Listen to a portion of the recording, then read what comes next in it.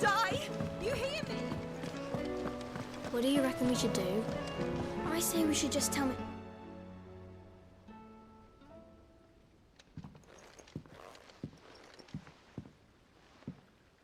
Sid!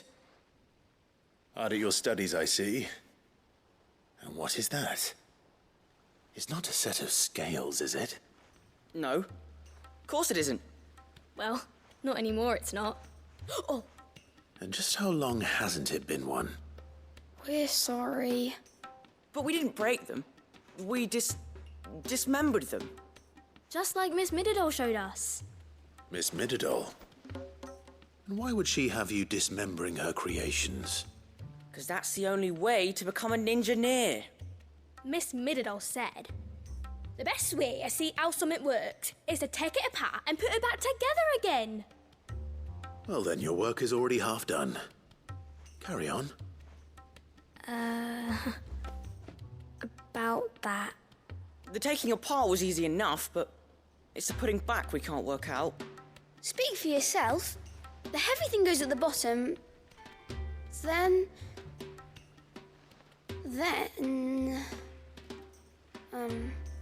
You three need to learn to take responsibility for your actions.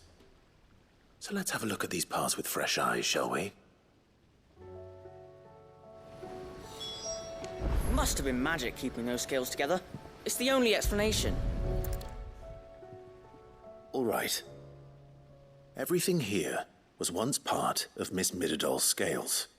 Every piece has its own role to play, and each is just as important as the others. If even one of them is missing, the scales won't work. So let's think about what those roles might be. You already know one of the pieces, the body. Its role is to support everything else. But what of the others?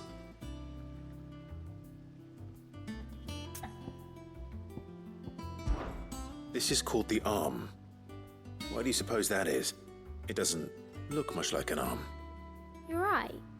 It looks more like a wing. Like a chocobo wing!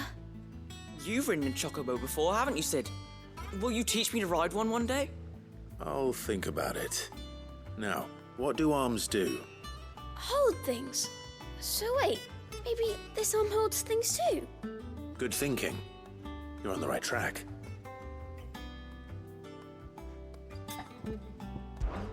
These round parts are called the pans. You all know what a pan is, don't you? I do. Molly uses them in the kitchens to fry bangers. But these aren't for frying bangers, you idiot. They're for weighing stuff. But what if I wanted to weigh Goots? I don't think he'd fit on that little thing. Probably not. What are the chains for? Holding the pans up? Well spotted. Which means something must hold the chains up in turn. This tiny piece is what's called a cogwheel, or gear. Have you ever seen one before? I have. Miss Middledore's dungeon is full of them. Most are on the floor. She puts them in all her inventions. They spin round and round and round and round and... That's right. They're very useful when you want to make things move. Do you remember if there was anything on the scales that moved? I remember the arm moved when I tried weighing an apple. And then somebody ate it. It's not my fault. You shouldn't have tried weighing it before lunch. We know what part's supposed to move and how it's supposed to move. So, let's put the pieces together first, see what doesn't move, and then stick the cogwheel to that. Not a bad idea. You see? It's not so difficult. So, now that we've taken stock of the parts and learned what they do, what do you think? I think we've got it. Then here's what we'll do. You tell me what goes where, and I'll put the scales together. Well, obviously you need to start with the body. All the other pieces fit onto it, don't they? And the arms go on the body, just like real arms. Or wings, if you're a chocobo. And then the arms hold the pans by the chains. Very good. Let's see if that works. There. All finished.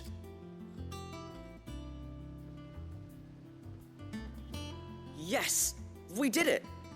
Well, with Sid's help. Oh, I just put the pieces together. It was you three engineers who showed me how. That's right. We're Miss Mididol's hares.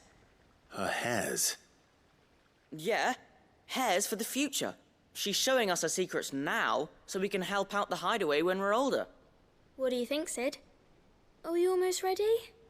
With a little more help from Miss Mididol and Miss Shirley, I'd say it won't be long at all. You hear that? It won't be long. Until then, though, do try to be honest with Miss Shirley.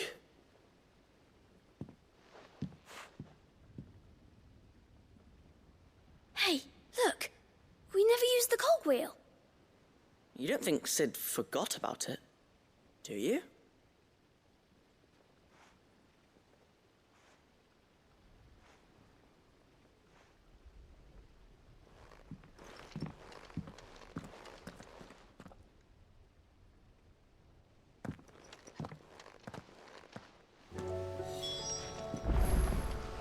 Didn't happen to forget anything, did you, Sid?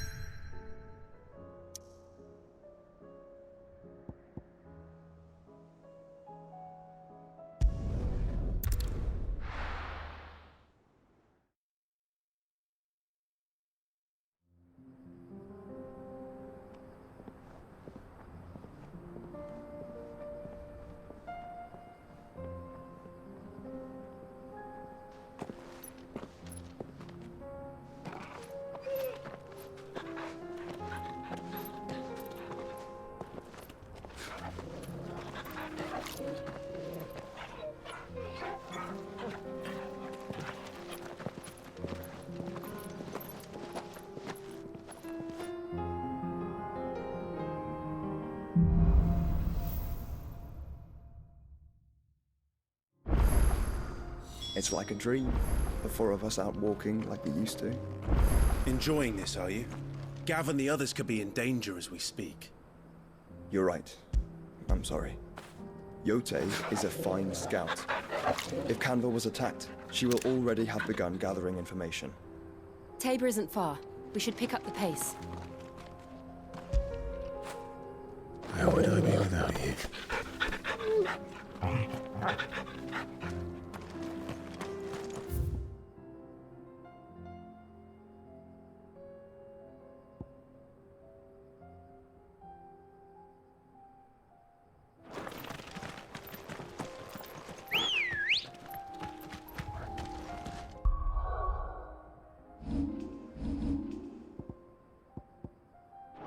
Ready, go?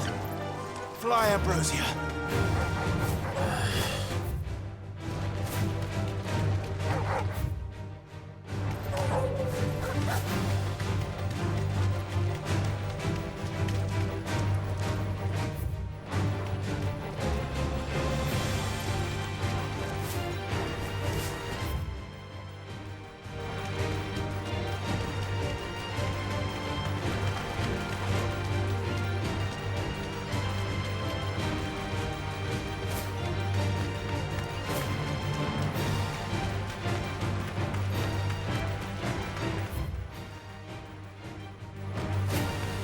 We can use the ruins to cross the ravine.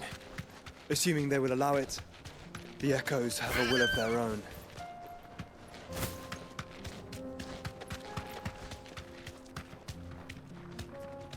Thanks, girl.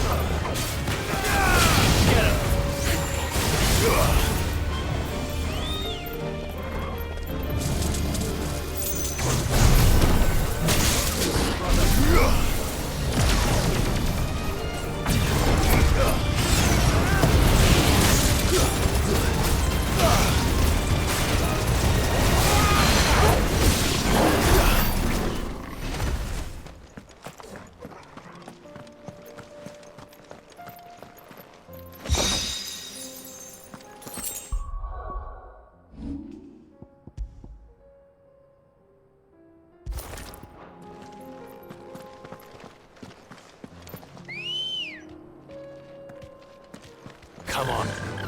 Faster!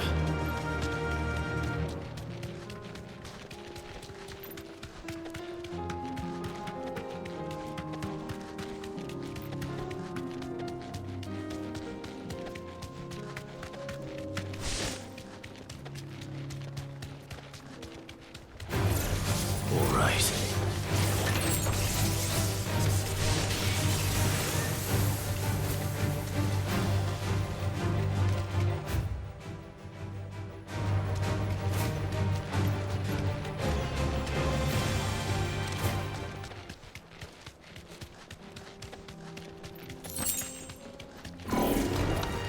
Be safe. Too slow.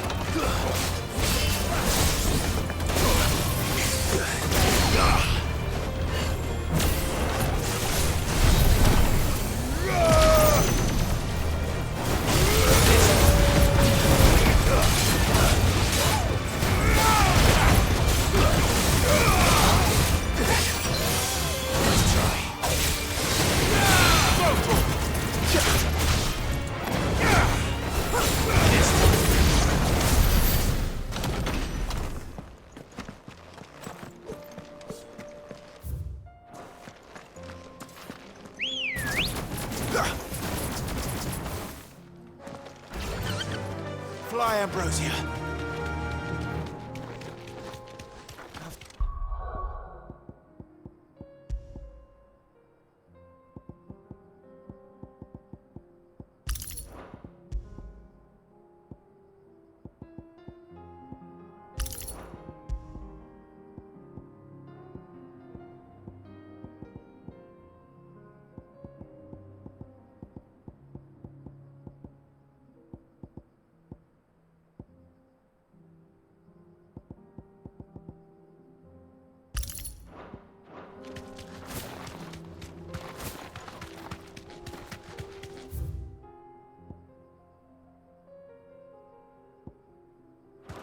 Tell us about Yote, Joshua. She's strong-willed, loyal, and deadly with a blade.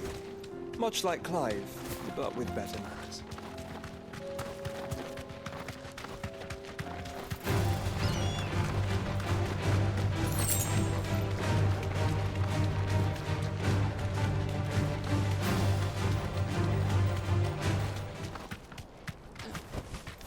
You deserve a rest. I do. Where are you off to now, then? Bound for the Free Cities, perhaps? Oh, no need to say if you'd rather not. We all have our reasons.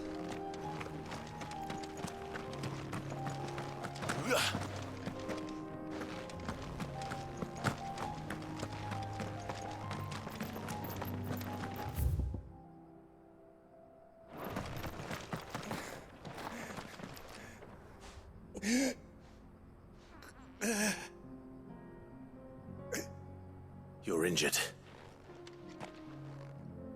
What happened here? Where are your comrades? Ether flood up ahead. It swallowed our camp while we slept. My own men did this. Turned every last one of them. There's a village not far from here. Tabor. The people were kind to us. It's only a matter of time before they won't stand a chance. We can't let those monsters reach the... I'll go. You catch your breath. Thank you. Our encampment is up ahead. Just off the track.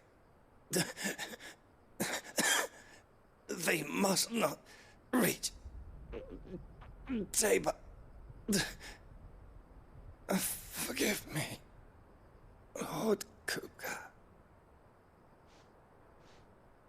Rest well, soldier.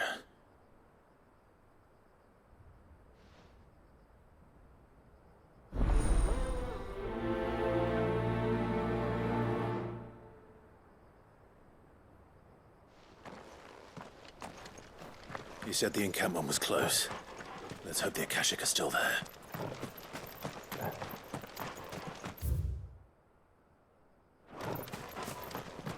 Another ether flood.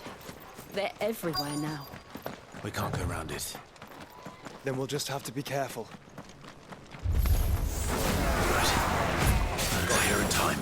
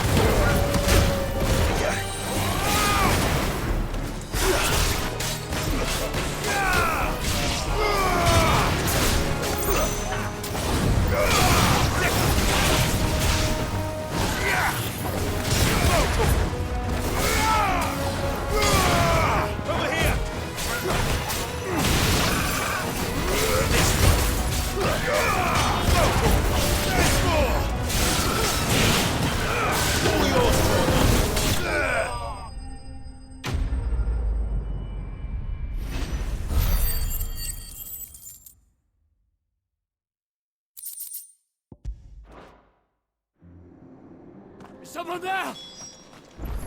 Please, I can't move my leg. That doesn't sound like an Akashic.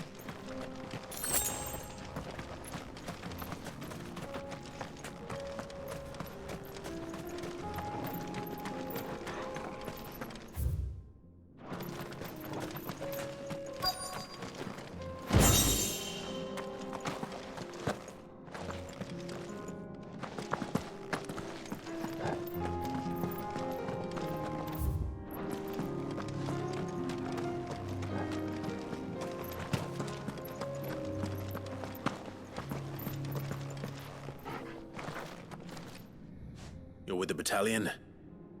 I am. I heard the fighting. Are the others? Taken care of. One of your brothers in arms told me what happened and asked for help. Another survivor? Where is he? Tell me. His wounds were too deep.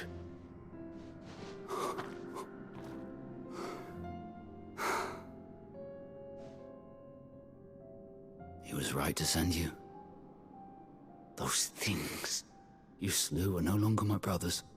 Tabor is safe thanks to you. Here, you've earned it.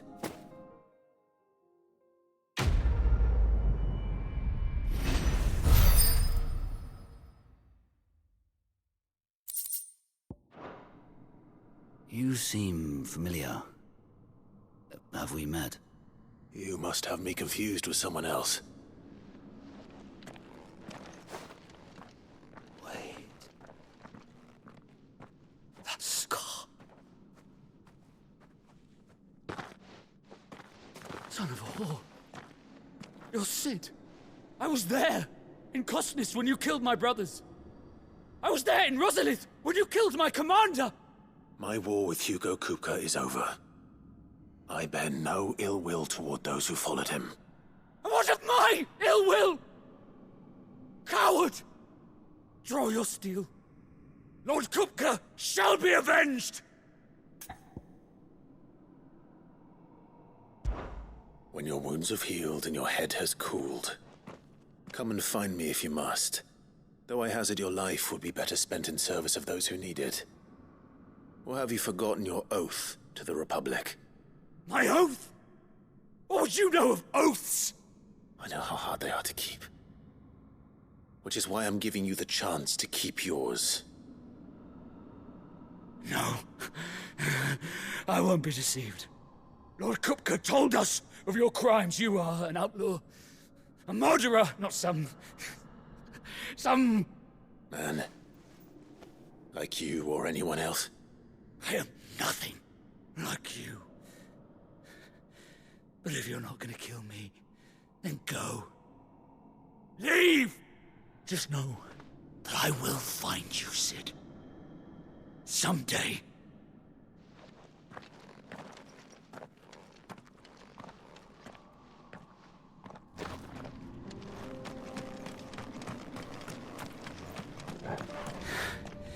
You will regret not killing me when you had a chance, Sid.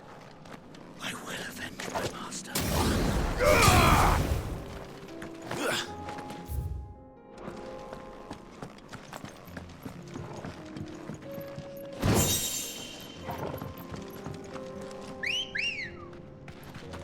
Good girl. Faster!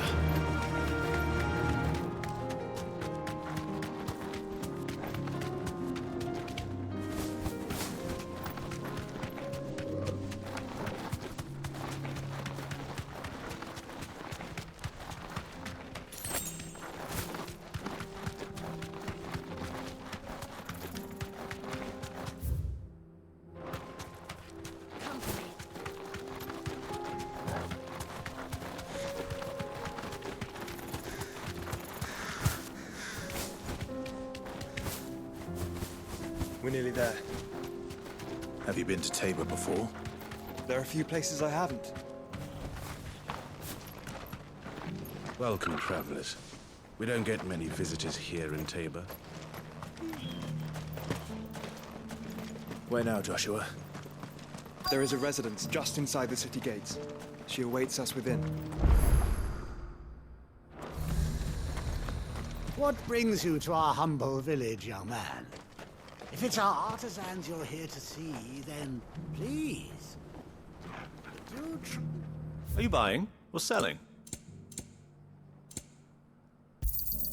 Of course.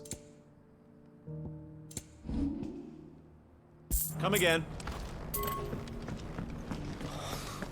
feel like I've fleshed 100 skins today. Stay focused, will you? One slip of that scraper and the hunter's hard work will be for nothing.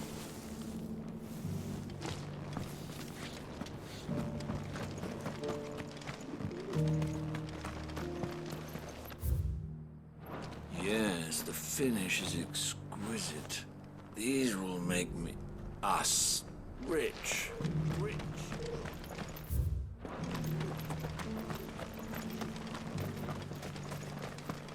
Oh, sorry. Just finishing loading the last of our wares. We'll be out of your way soon enough.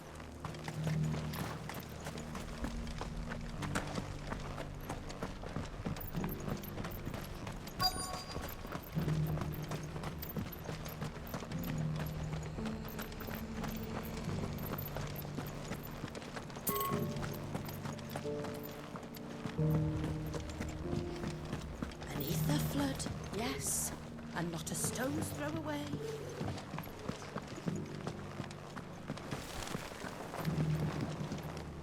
How are those new boots treating you? They're fantastic. Soft as phoenix down.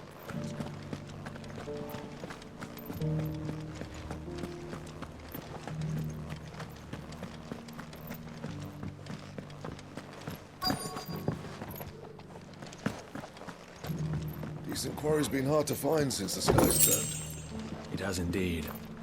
Can't blame the beasts. Thank you for the deal, Ed, mister. Mummy made a pottage from it. Sounds delicious. Perhaps she'll invite me round. Have you noticed the Elder has been coughing less of late? Yes. I hear Master Cyril drew up a new tonic for him.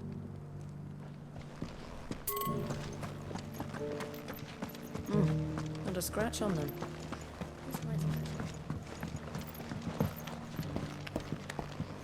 So it's these stones to Canva, and the rest of the boxes to Dalamil.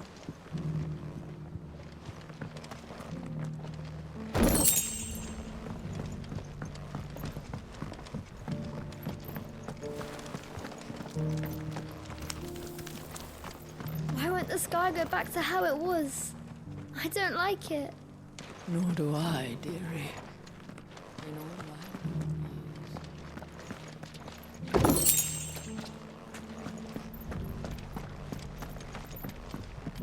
That Cyril fellow's an odd fish, don't you think? Well, scholarly sorts like him always are.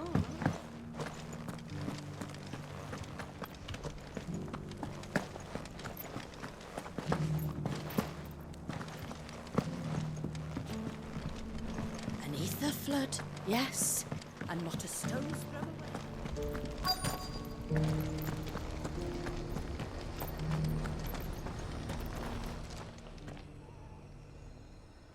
Well, this isn't at all foreboding.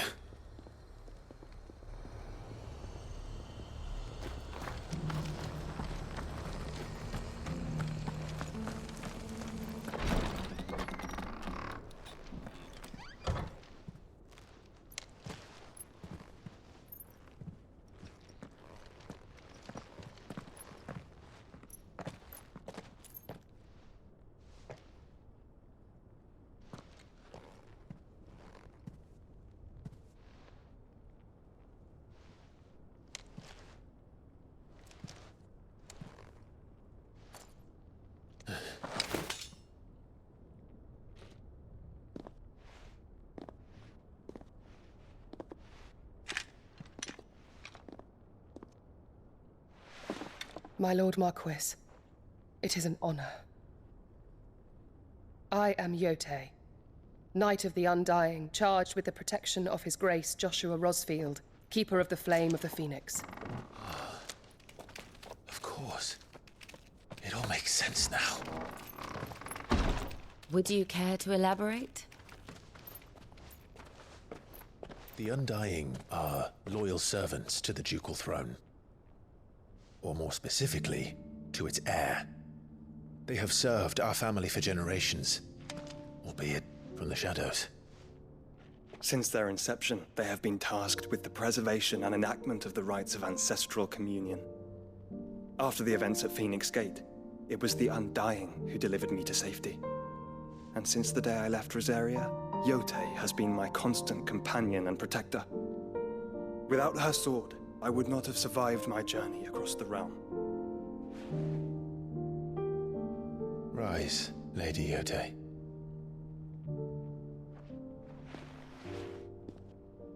You saved my brother. I owe you a debt I can never repay. I but did my duty. Come now. Tell us what you've discovered.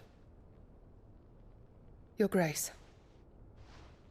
It is as you feared. The vessel we spied off the coast of the Crystalline Dominion on the night of her fall.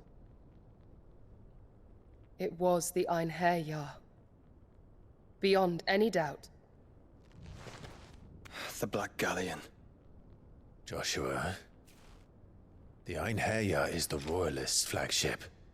What business would they have in the Dominion? Upon learning of Waloed's involvement in recent events at Drake's Fang, I sensed the malign influence of Ultima, and bid Yotei and the Undying look into the matter. We have reason to believe that the Black Galleon weighed anchor shortly after the fighting began, and set a course due south. For Canva. Then it is Waloed knights who besiege the cities. What is left of them, yes. And the Black Galleon sails at but one man's behest. Barnabas Tharm.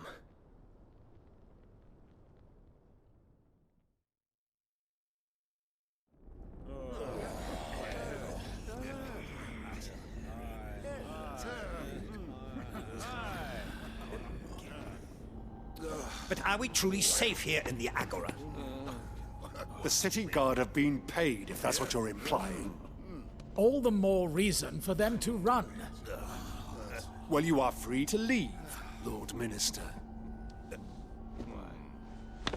Markets abandoned, warehouses aflame, blackened hulls choking every port in the capital. Canva is ruined. The realm teeters on the brink of chaos, and all you can think about is commerce! Forgive us. We were not aware Dhalmekia now subsisted on charity. How dare you!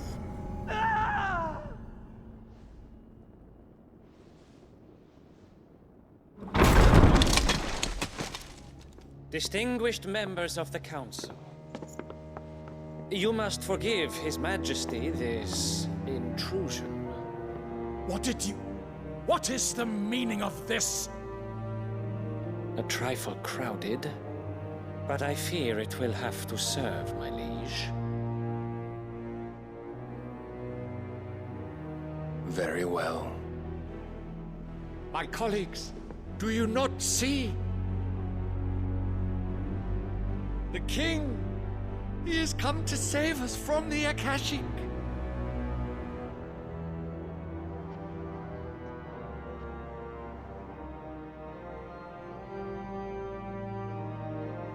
He is a gift from the heavens, divine intervention, our very salvation. And of course, if it is compensation he requires, we would be most willing to negotiate a fair price for services rendered. Fools! Your ignorance unbecomes you. Your Majesty, correct me if I'm wrong, but I would swear that the fiends washing the cobbles of Canva with the blood of her citizens wear the colors of Waloed. Ha! So you do not deny it. Guards, fetter them, and see our guests to the dungeons!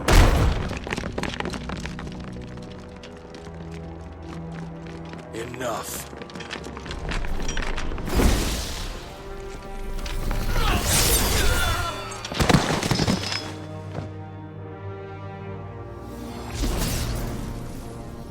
Pathetic creatures.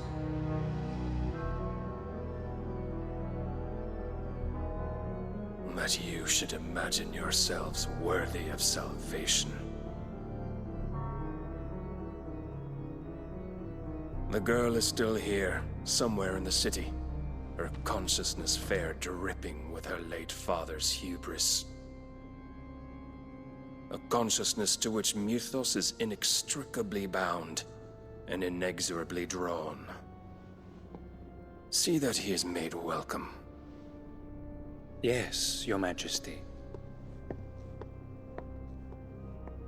Come, Mythos.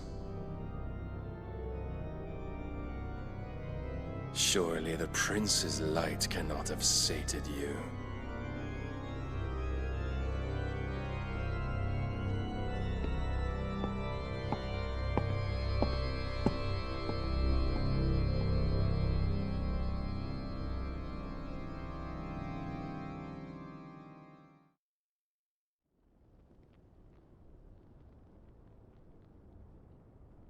So then, how long has Waloed been under Ultima's control? How long indeed? Based on what we know of Barnabas's actions, I would guess some few years, mayhap more. But to what end? What does Ultima want? The tapestry. Show them.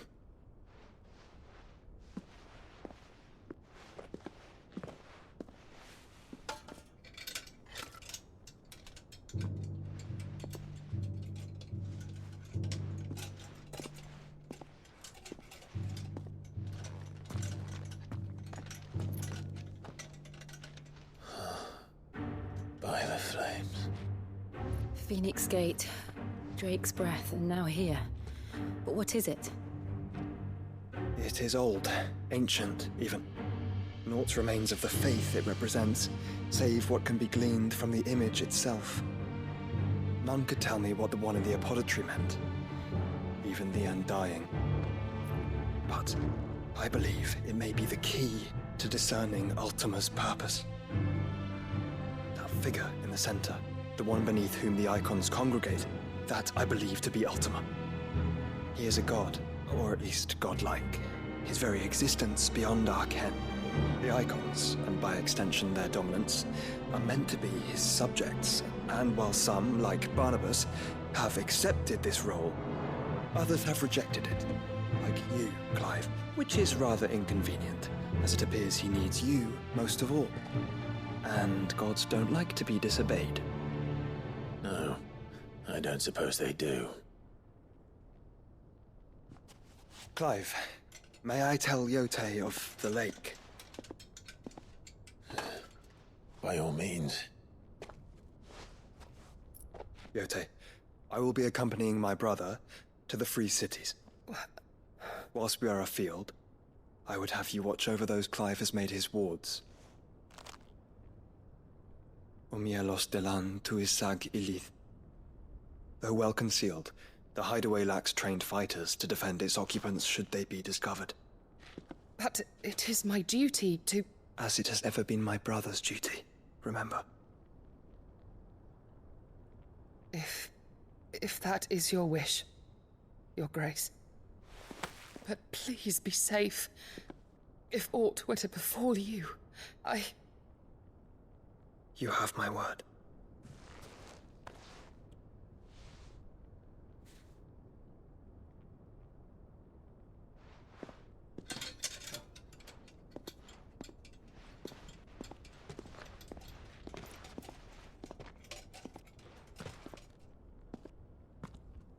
Farewell, my lord, my lady. We are in your debt, Yote.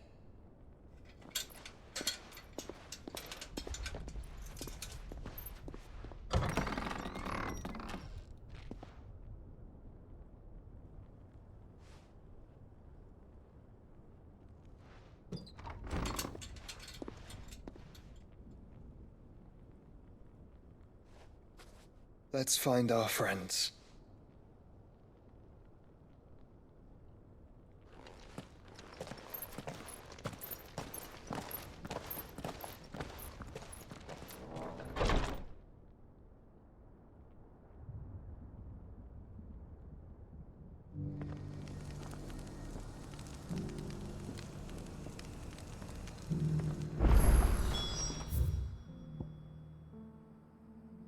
It's plain she cares for you very deeply.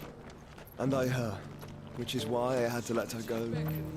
Who among you is bold enough to heat? Is that blade for hire, perchance? Because I have a mind to make a killing. Figuratively, I hope. Well, yes and no. A passing caravan carried with it a rumor most fortuitous for one in my trade, that an elder Dread Evis had been sighted in the fields of Carava. Dread Evis are aggressive beasts, compelled as they are to acts of violence. How do you want to sell? Eventually, yes. Though I would have it tanned first that it might be crafted into marvels the likes of which the world has never seen. Dread Evis skin is a rare thing indeed. But the worked hide of a well-aged beast, now that would fetch such coin that Gilbert himself might weep with envy. Bring me that beast's skin, and I will share with you the bounty of our combined labors. All right. I'll hunt your Evis. Of course you will. When one lives in such troubled times, it is a fool who lets opportunity slip his grasp. Leave Tabor through the east gate, but take the path that branches west. Once you reach the checkpoint at Tovany, you are a mere stone's throw from the fields of Carava. I eagerly await your safe, and above all, triumphant return.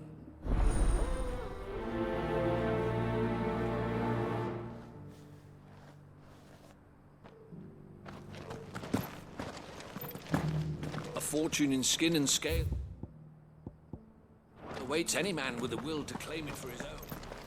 Leave Tabor by that. Forgive me, traveler, but no matter how deep your pockets might be.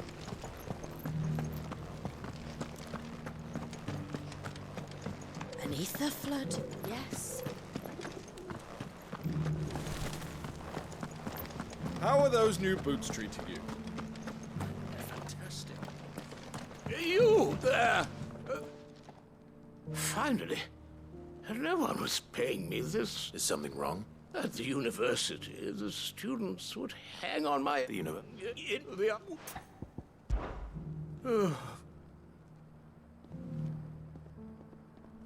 At the university... The university?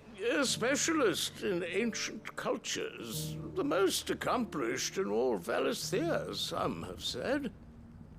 In my heyday, no obstacle could have kept me. The answers I seek, would you do an old man a kindness?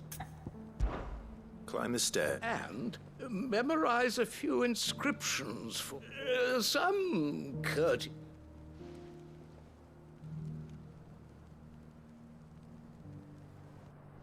Three of them, to be precise. One each to the... I'm here in the hope that those carvings might shed light on, namely, the otherwise undocumented origins of... I can't promise... Remember what you can.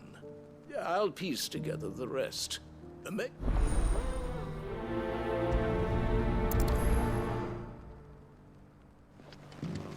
If it wasn't for those domed roofs protecting the stones from the elements, the truth of Tabor's history would have been lost centuries ago.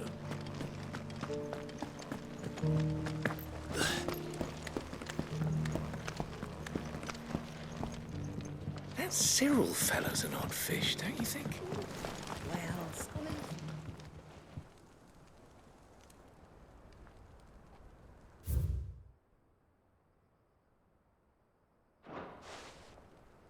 No history would be complete without mention of the mother crystals. I'll go back to how it was. So it's these stones to Canva, and the rest of the boxes.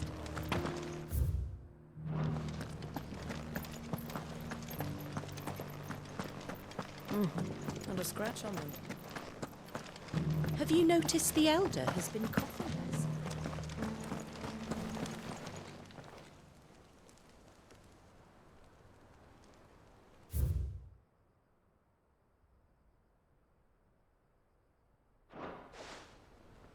What golden plains might the wanderers have called home, I wonder? Mummy made a pottage.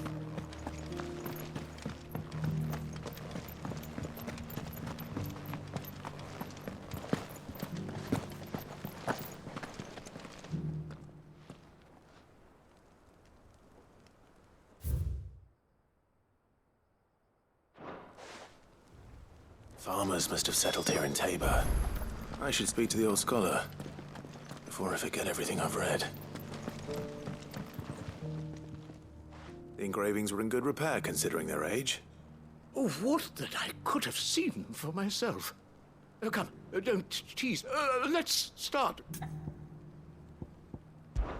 Guardians of the Crystal, the first stones of Tabor, sacred hold thy noble blood, till ends the mother's labor. I'm pretty sure that was it. Fascinating. It would seem the founders of this city were descendants of those fallen charged with protecting the mother crystals. But whatever could have driven the Guardians, so Wanderers of the Golden Plains, lay your roots in stone. With pride recall thy noble past, and make these rocks a home. Or, I think that was it, at least. No doubt you're right. There are vestiges of nomadic customs in Tabor. This is proving most...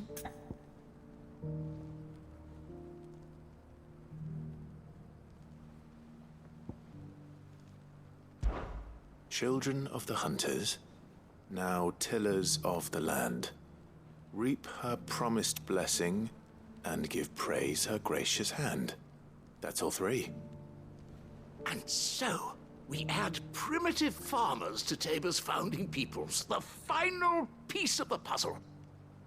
3 engravings, one for each of the 3 peoples to have settled Tabor in ancient times. Guardians of the Mother Crystal, wanderers from across the plains, and last but certainly not least, hunters turned farmers. Little wonder it was so difficult to trace the roots of Tabor's culture. Those roots reached down through 3 distinct traditions.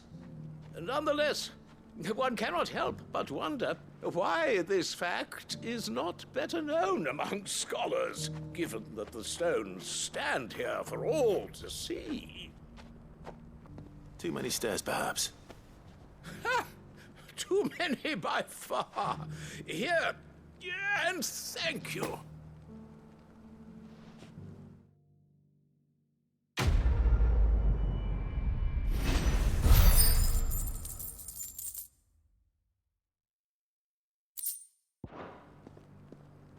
For years, I have pondered the mysteries of Tabor's founding. Would that I had made the journey as a younger man, when stairs held none of their terror. Careful how you pack that leather. Any creases or scratches will bring down the price.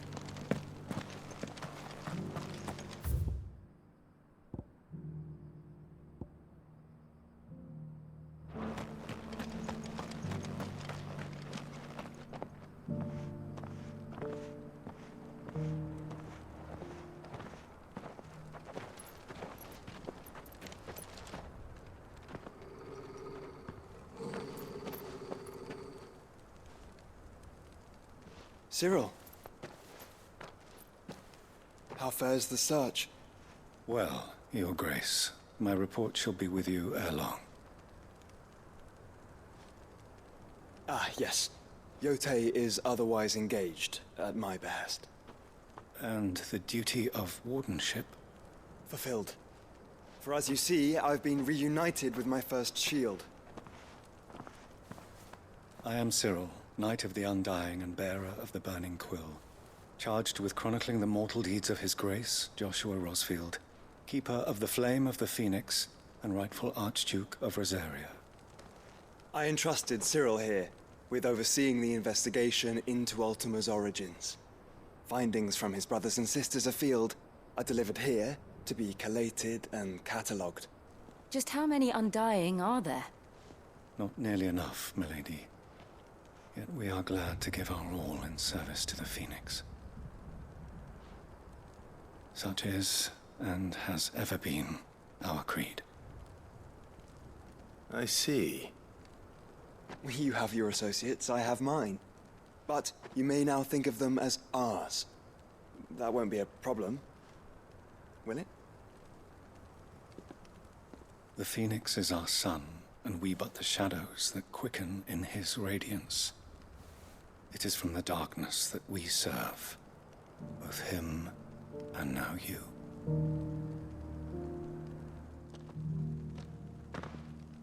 Pray accept this token.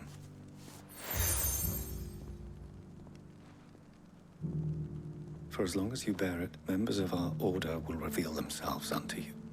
If there is nothing further. No. You are dismissed. Your Grace.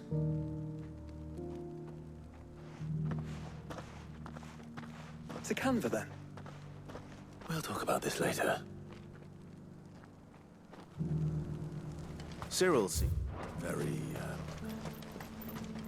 You certainly keep strange bedfellows, Joshua.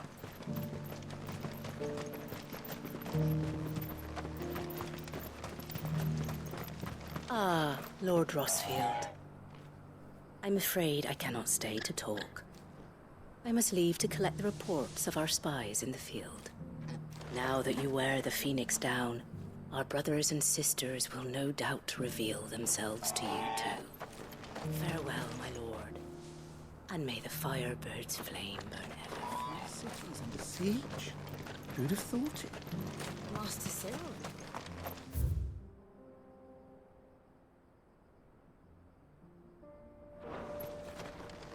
There are horrible beasts down that way. Ashen terrors who'll kill you as soon as look at you. Would that I had the strength to kill you. Come on.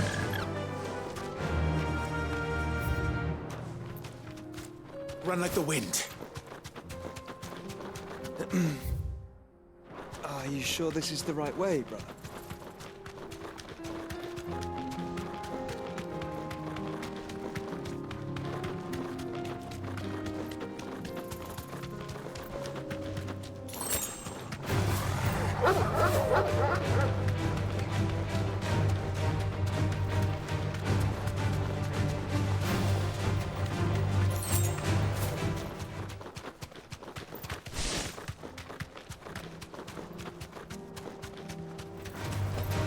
Time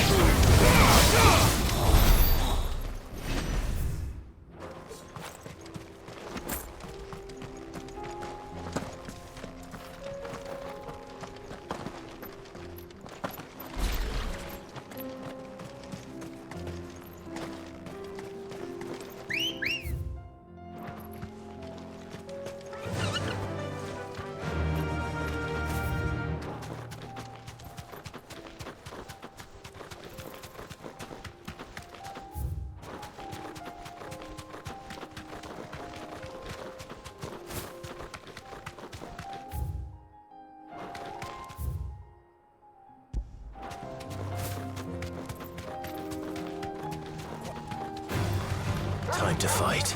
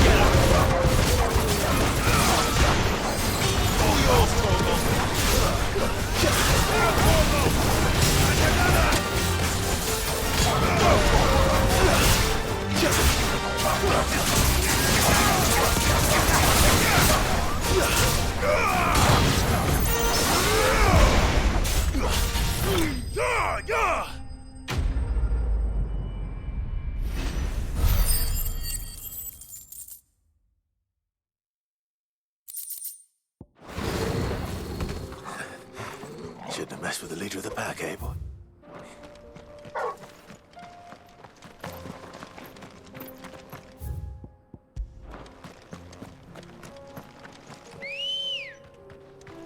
Good girl.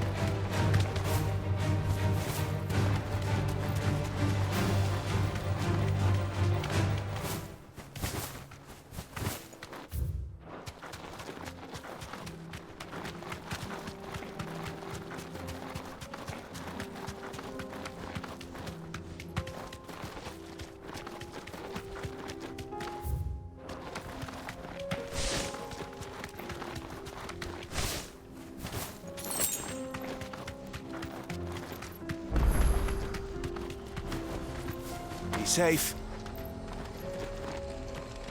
You lost, stranger. Wherever you're headed, it's back. Let's go.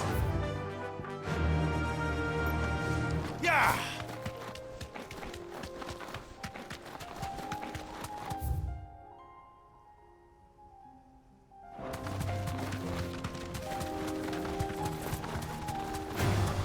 All right.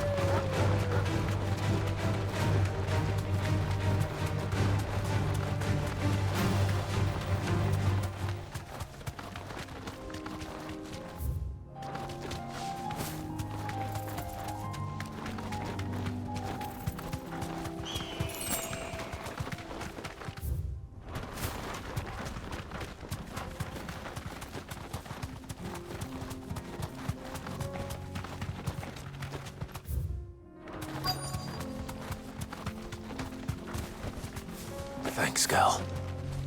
But it looks like there's still plenty of fighting in yet.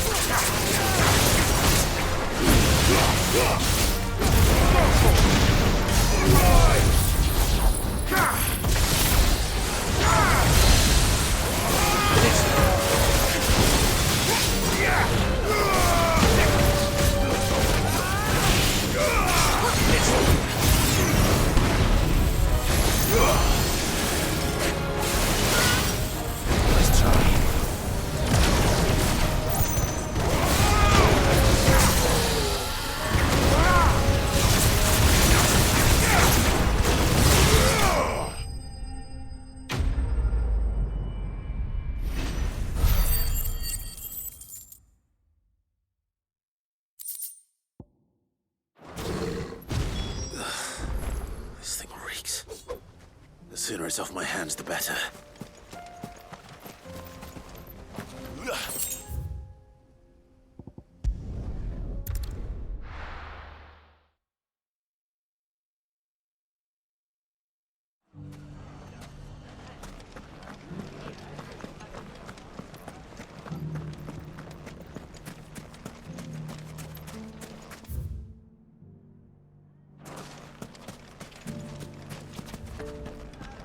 It has long been my habit to keep a watchful eye on some goings around Dallas. Ah, good to see you.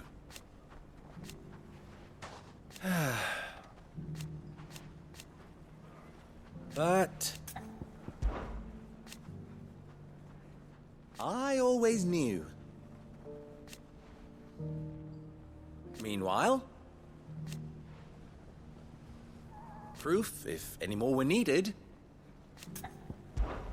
my comrades and I, and defend Daleb, you're always welcome here.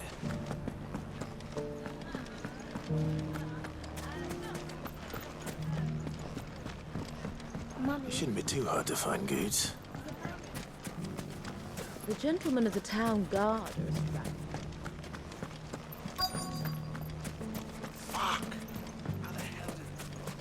Finest sell swords in Could be I know something more. Clive, listen! I found someone who says he's heard the rumors about Nan. Have you? Go on. Tell him what you told me. All right. It's like I said. A wizened old crone by the name of Karen's been selling steel to whoever will pay her price, be they knight or knave. Says the more swords and spears she puts in people's hands, the more war they'll wage. And the more war being waged, the more call for swords and spears. And who will they all turn to keep them in steel? Why, the good Reaper herself. And you've seen this Reaper at work? Aye, it just so happens I have. You'll find her right here plying her trade most days. Here in Delamil. Where exactly?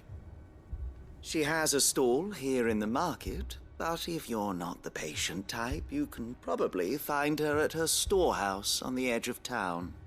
But it'd be a bolder man than me that braved that particular... Feeling bold, traveler? I hope so, for your sake. Now, if that's all... Sorry to have... You don't think Nan... Not unless she's discovered the secret of how to be in two places at once. Eh? What do you mean? Lady Karen hasn't left the hideaway in weeks.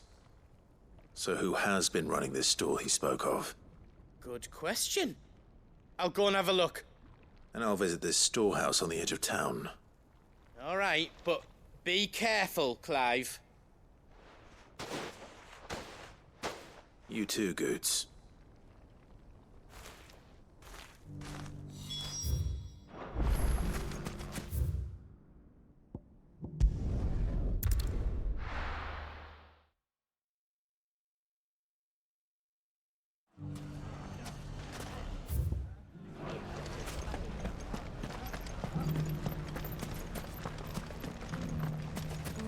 You fought very bravely. The safety of the town is in our hands.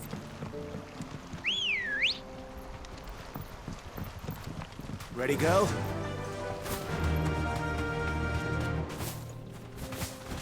Time to brave the Viper's Nest.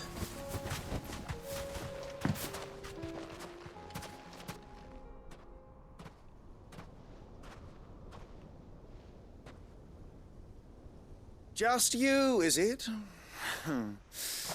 Thought I might have laid it on a bit thick. It was a fairly unconvincing tale. So, what now? That's up to you. Die a slow death, or a quick one. Boys, he's all yours. But that sword is mine.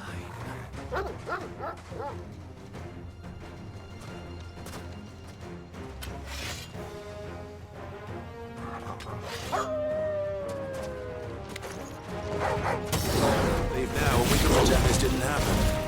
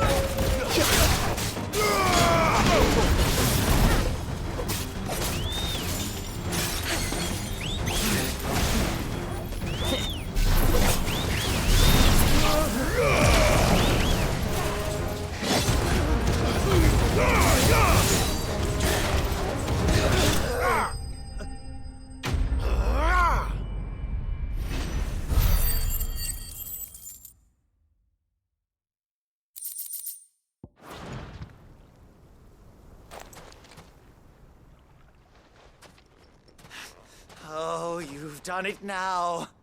Go on. Tell me what I've done. When the Borgwyn finds out you've killed his men, he'll have your head. He only wanted that bull of a manservant, the dim one always clinging to Karen's skirts. You weren't even supposed to be here. Who the hell are you, anyway? What were you going to do to him? The Borgwyn wanted him to get to Karen. I was only supposed to point the lamp in the right direction once he arrived in Dalamil. But then you turned up. Well, go on then. If you're going to end me, end me. You're not worth the effort. Now be gone, before I change my mind. Fucking coward! I need to find Goots. Right now.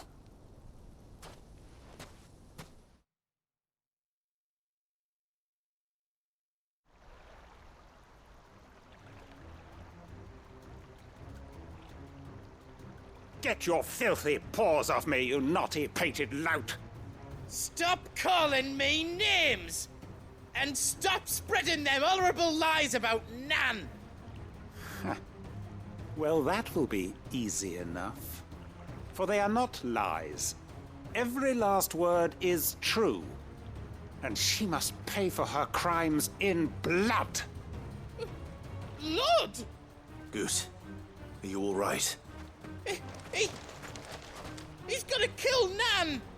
He said she had to pay in blood! After what she did, it is only right. She ruined my life and the lives of countless others. That loathsome harpy's very existence is a crime, and I will not allow it to continue. Goots, was it? I have no quarrel with you. Only with your employer. Run along now. You need not pay for her sins. No. No? I don't care what she did. I won't let you hurt Nan. Promise me you won't hurt her, or I'll kill you myself! Goots, no. Enough, all of you!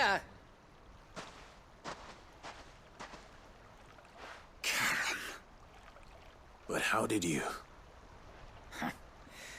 You're a sight less clever than you think you are, the pair of you. Did you think I wouldn't notice the two of you slinking off together? Well, the whole thing got me thinking, who in Dalamil might bear me a grudge?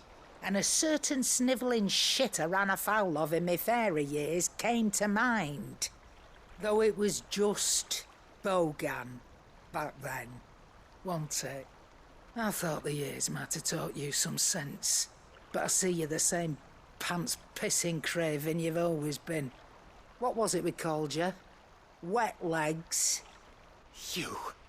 You bitch! Everything that happened, it was all your fault! And now you'll finally pay for what you did to me!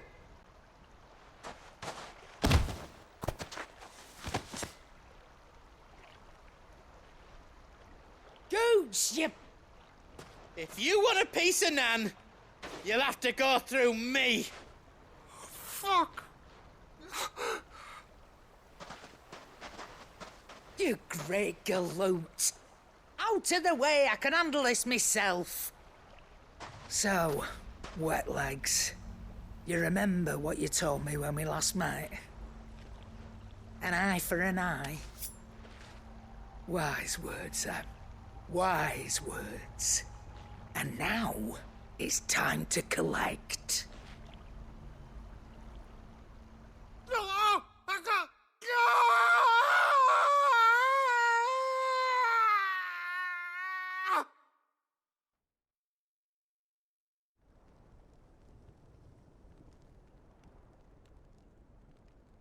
Sorry to keep you waiting. Is he... Dead? No. But I reckon he wishes he was. It isn't easy going through life one eye short of a pair. After all, I should know. You don't mean... Oh, don't tell me you didn't notice. Lost it to old Wet Legs back when we were working the same routes. Said I'd stolen from his strongbox. I'd done nothing of the sort, mind. But that didn't stop him taking his little revenge. So I took some of my own. Sorry, lost everything. His coin, his clients. I always knew he'd be back one day to claim his due. But he crossed a line dragging poor Goots into this. He didn't hurt you, did he? No, Nan. Still got all my arms, see? Legs too. But what if he comes back again? What if he does? First we take the other eye, then we work our way down. He'll learn his lesson soon enough. But something tells me the wet legs has learned it already. Right.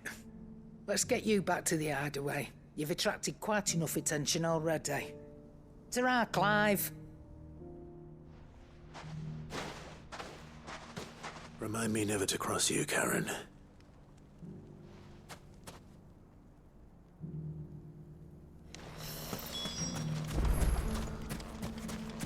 If you ever do that again, I'll whip you to within an inch of your life. Run from your master, would you?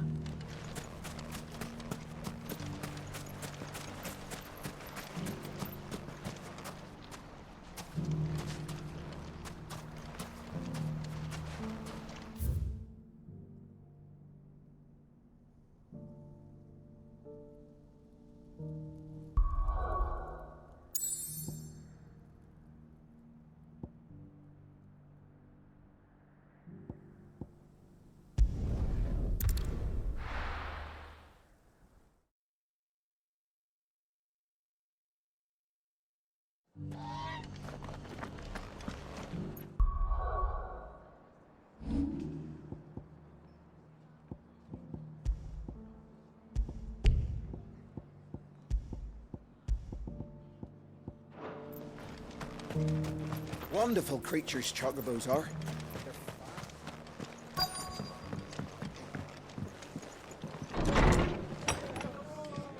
Martha's got a big heart. It's a pity there's so many who are happy to take advantage of it. The fates seem bent on driving me from my inn. But if they want me out, they're gonna have to try harder. Sorry, but if you're looking for a bed, there's none to be had right now. We're already sharing our cots with masterless bearers and those who fled the floods, and more seem to wash up at our door every day.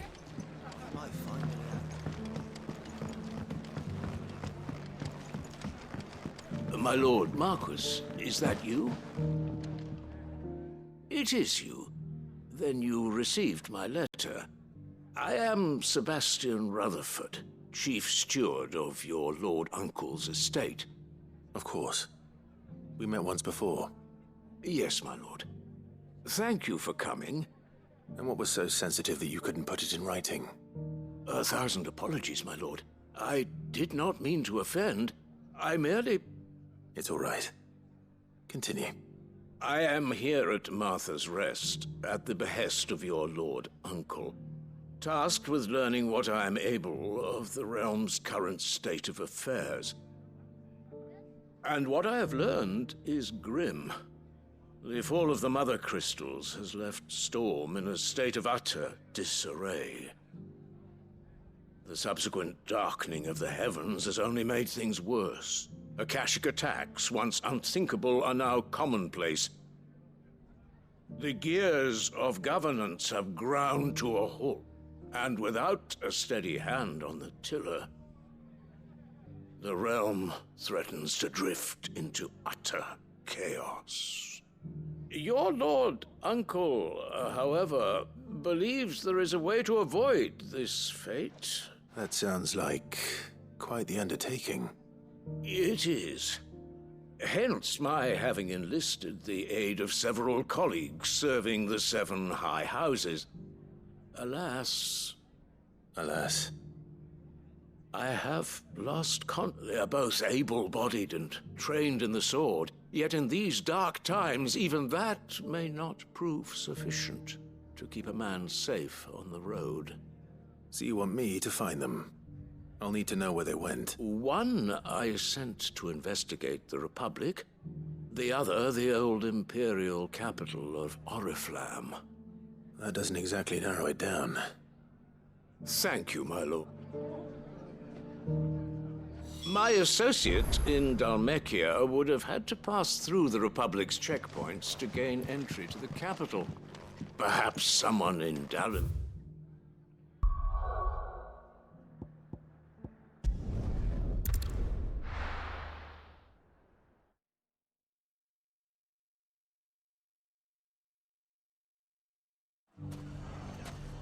It's not going to be easy finding one man in an entire public.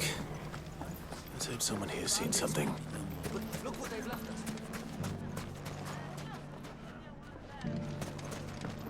Mummy. The gentleman of the town guard.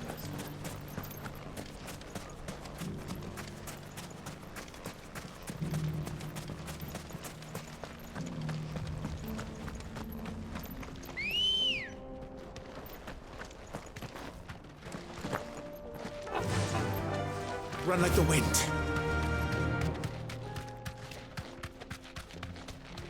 Someone's got himself in trouble.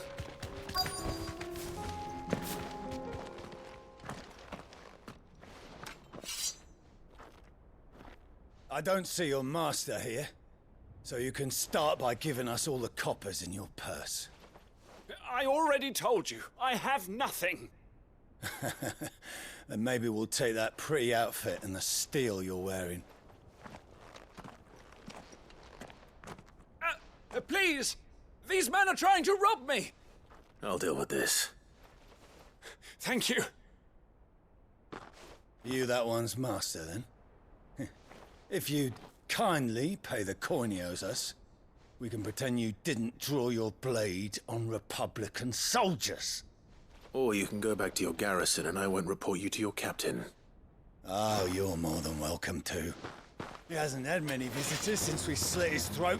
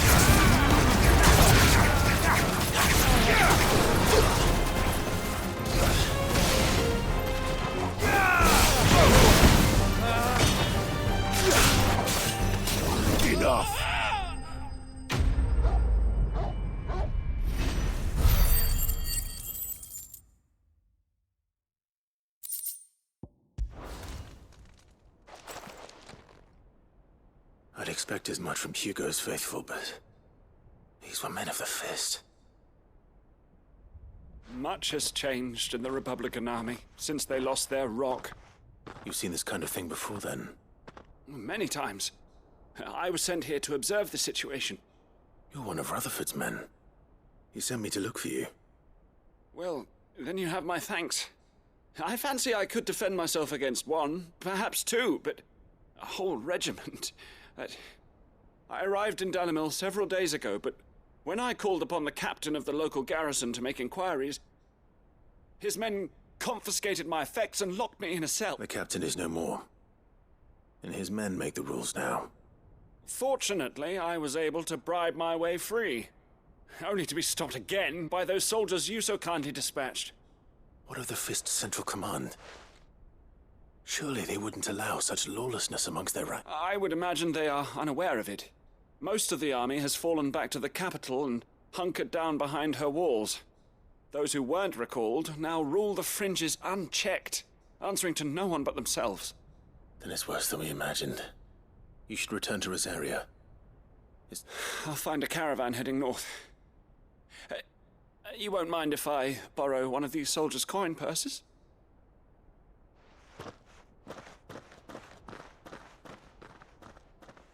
Not at all. Now, to find this second associate of Rutherford's. If he was bound for Oriflamme, I'll start at Northreach and see if I can pick up his trail.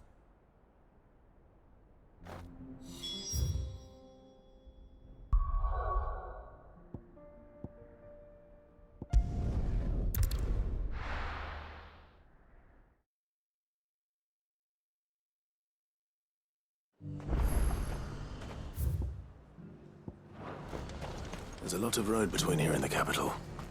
Rutherford's man could be anywhere.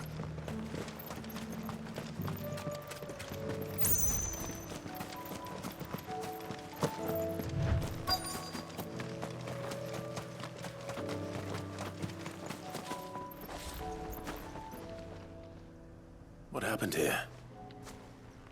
If you're with the others, they've already relieved me of my belongings. I'm not. I'm looking for someone who was sent here by a man named... And then you found him.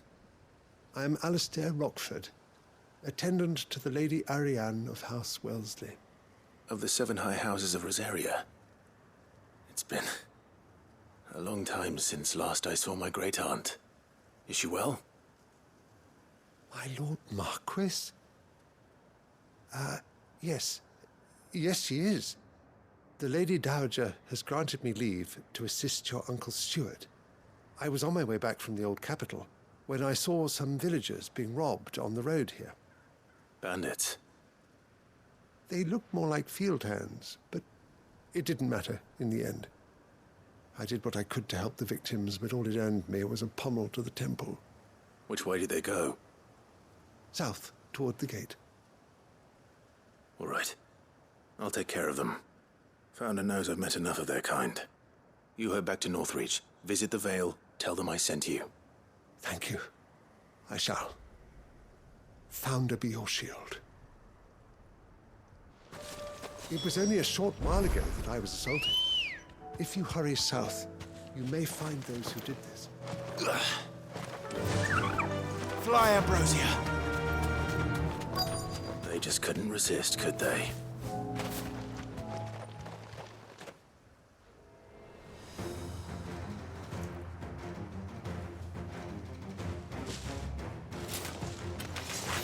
This one's ours, pretty boy.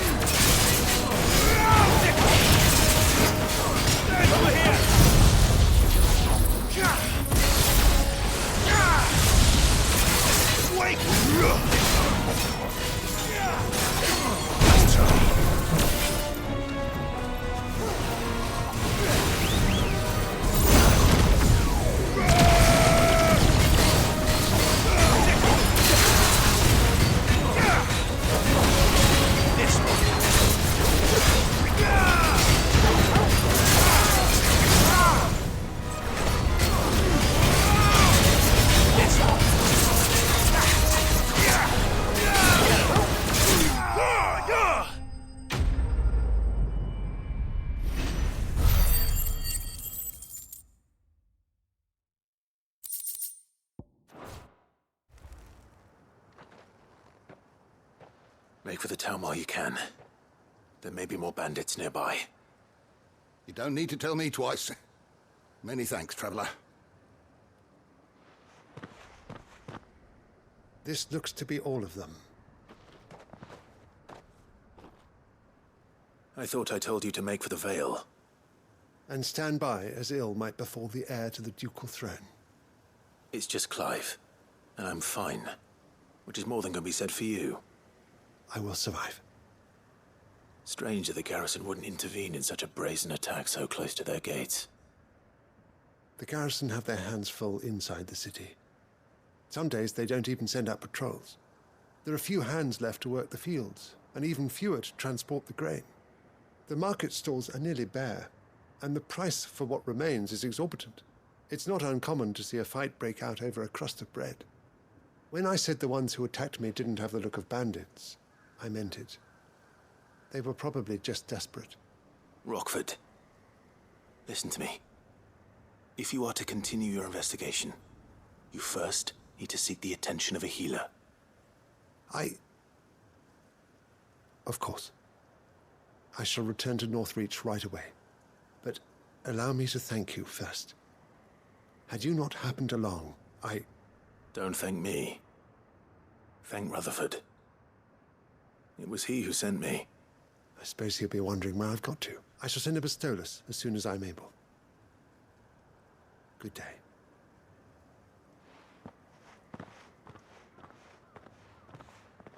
My uncle certainly has his work cut out for him.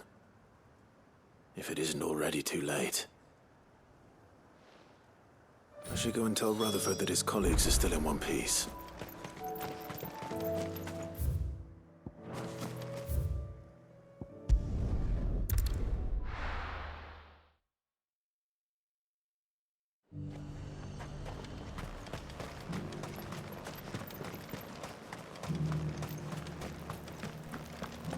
There were ghosts at the gates not days ago.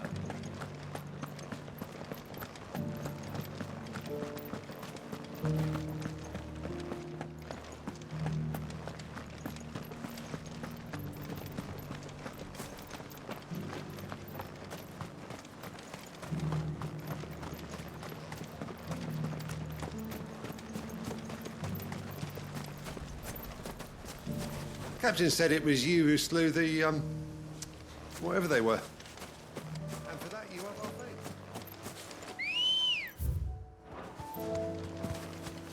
Come on. Faster! Hippocrates said I should be able to find what I'm looking for somewhere nearby. Bright blue dragons and bright yellow flowers. Should be easy enough to spot.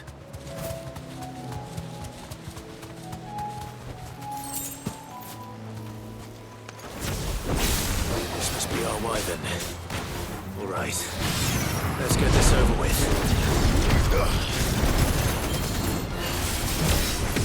Nice try.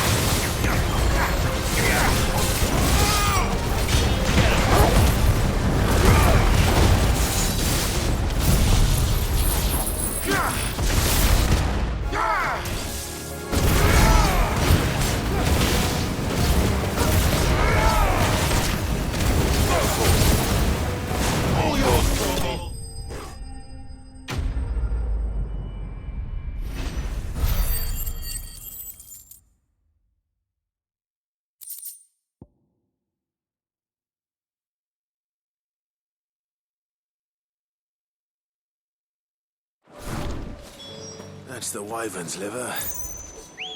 Now I just need to find the herbs. Bright yellow with a heady scent. Run like the wind.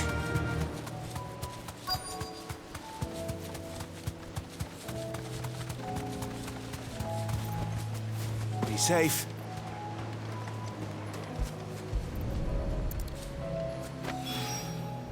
I think that's everything Molly needs to resurrect her recipe. Better head back. Faster!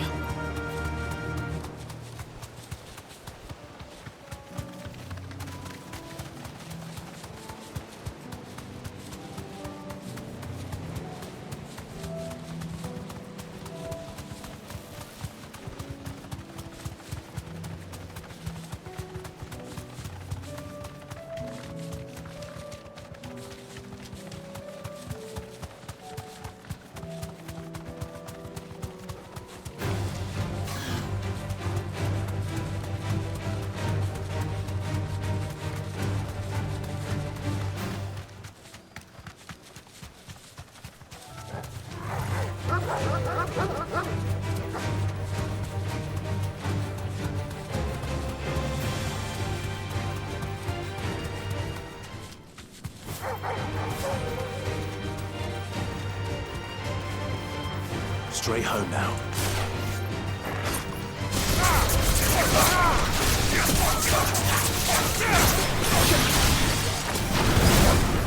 This one.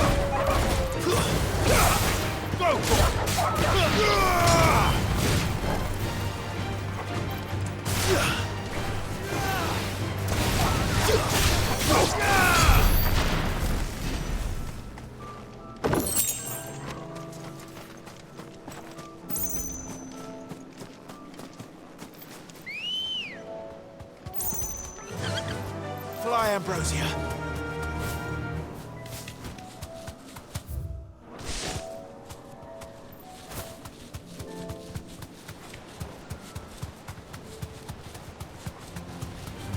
All right.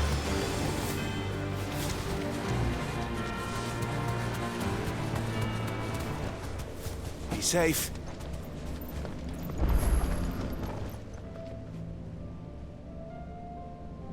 This one's awake.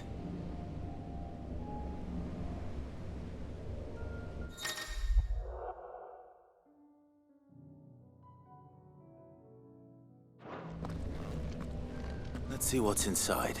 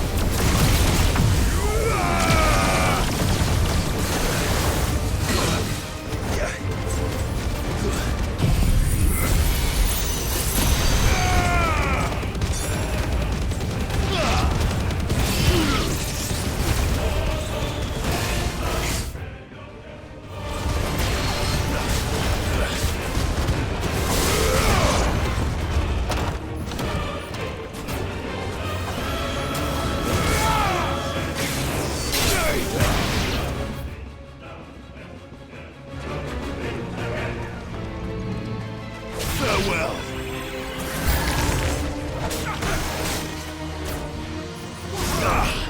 Nice try.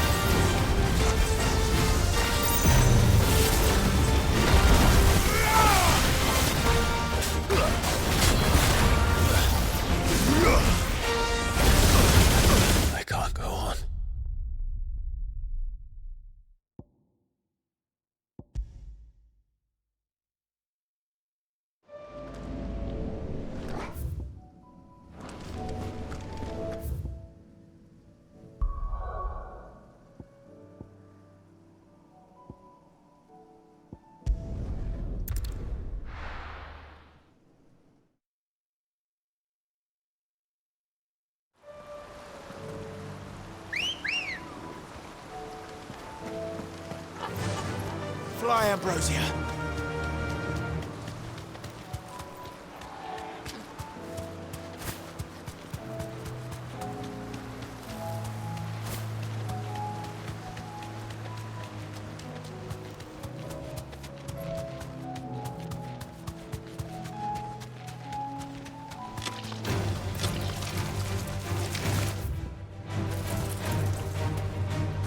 You deserve a rest.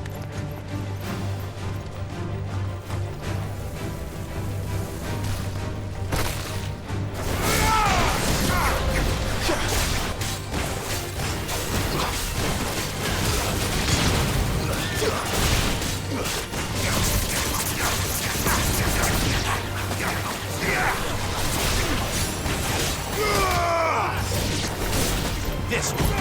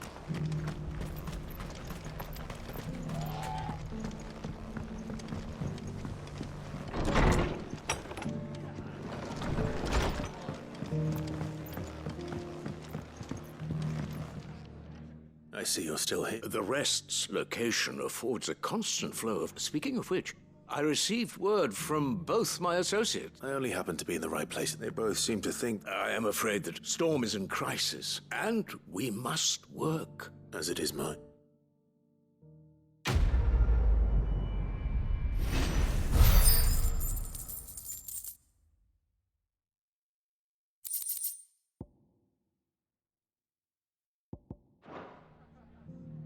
I will see that your Lord Uncle is made aware of the situation in both Dalmekia.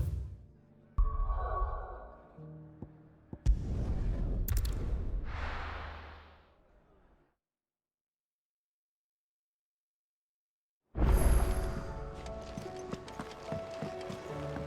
we ever see the sun again?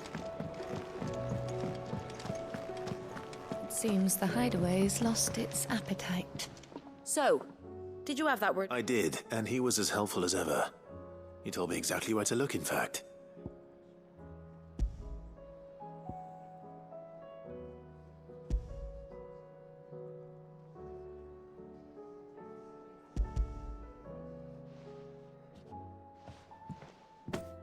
And what precisely will I be cooking up? Or is it better not to know? Blueback wyvern liver. And, a herb known as Saint's Bonnet. Ah, wyvern livers, was it? Well, at least it weren't actual worms, I suppose. Now then, you stay right where you are.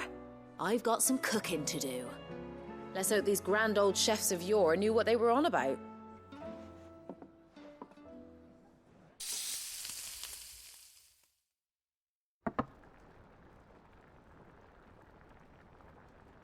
And here we have it.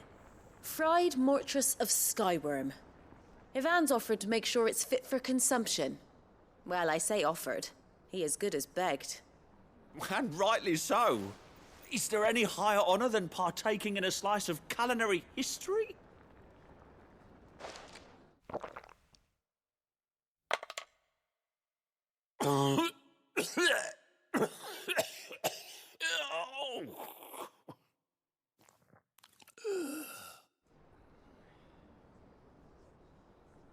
So, not fit for consumption then? What witchery is this? The crackle of the crust gives way to an almost violent richness. Yet, it is the piquant kiss of the saint's bonnet that tames this savage dish. It is a tour de force, a force of nature even, a maelstrom of flavour and sensation, a graceful beast. I think he likes it. Well, I can't quite tell with all that nonsense he's talking, but I reckon you might be right. It was decent then, I take it. Decent? It's remarkable. Sid, might I suggest that you command a party of your finest men and women to procure a dozen blueback wyverns forthwith? I'll give it some thought.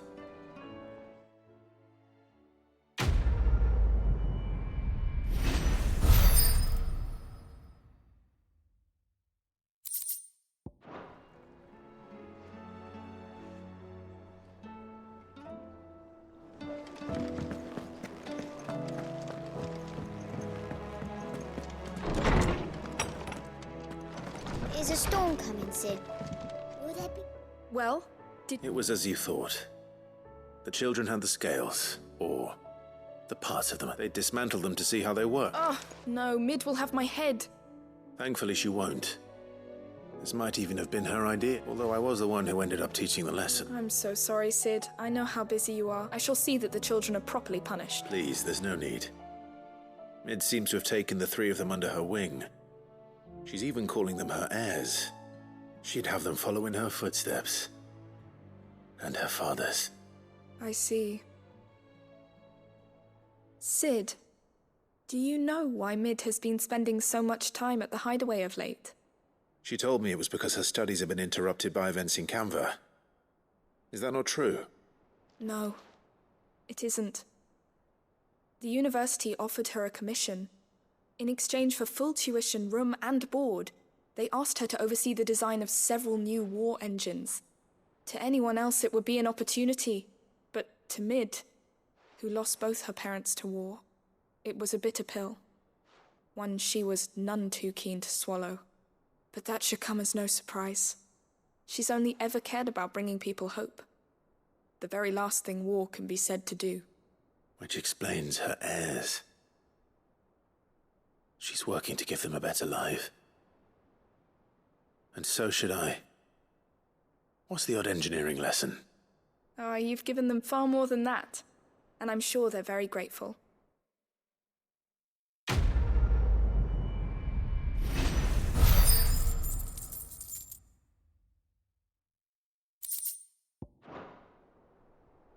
If Mid is teaching my pupils her secrets, I suppose I should brush up on some of them myself.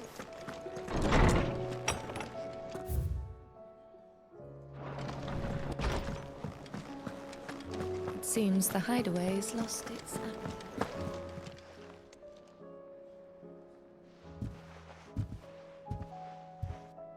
Nothing like a dish of cold vengeance to foul the gut. I'm sorry, Nan.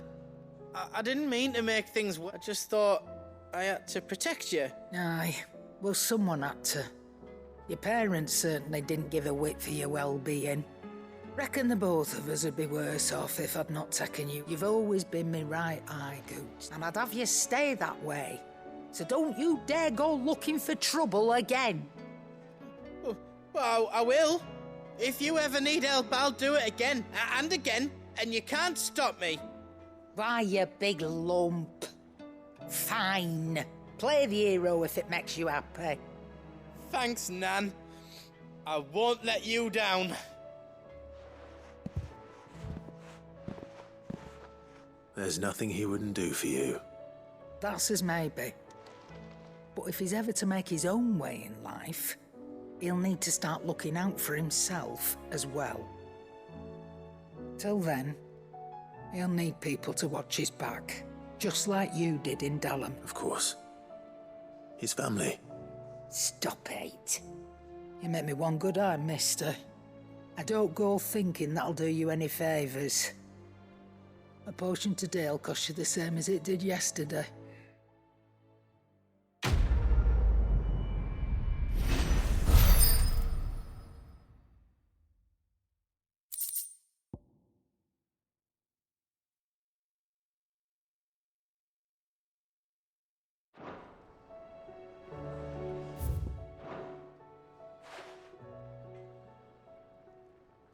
Let me tell you a story, Clive.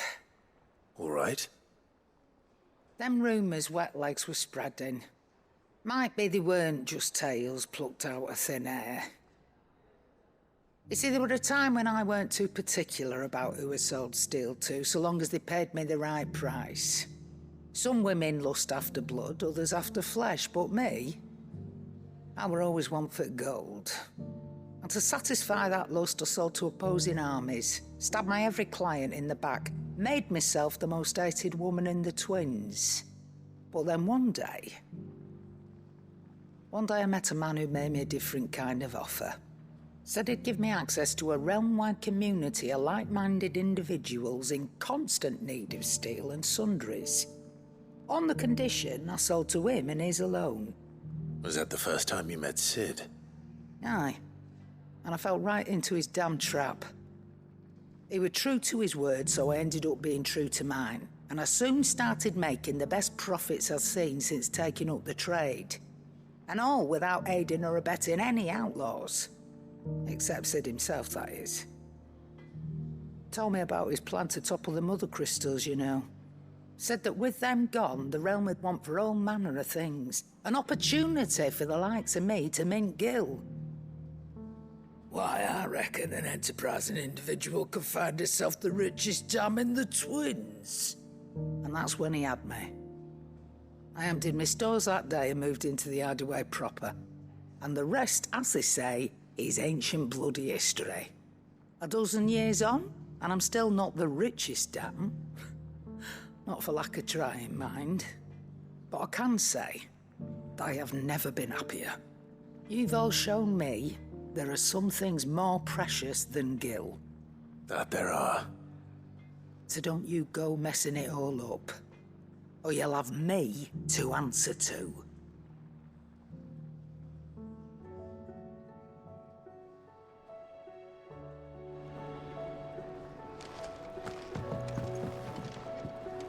It seems the hideaway's lost its Ivan's newest dish. That book may be a veritable treasure trove, but the recipes are hardly what I'd call honest fare. Who needs honest?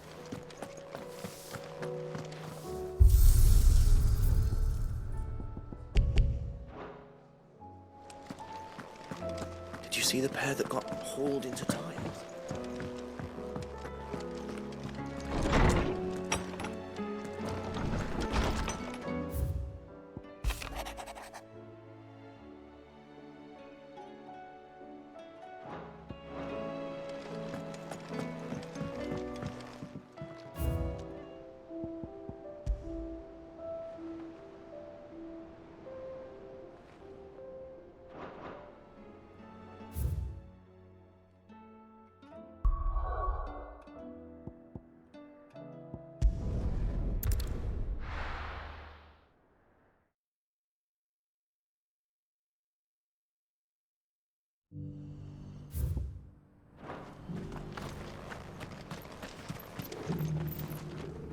Here's your hide. I worried you might never return. Quickly, let me see it.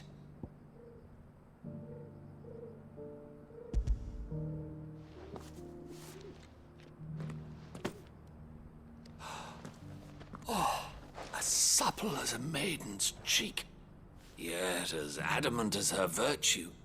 This is everything I had hoped for, and more. Clearly, my trust in you was not misplaced.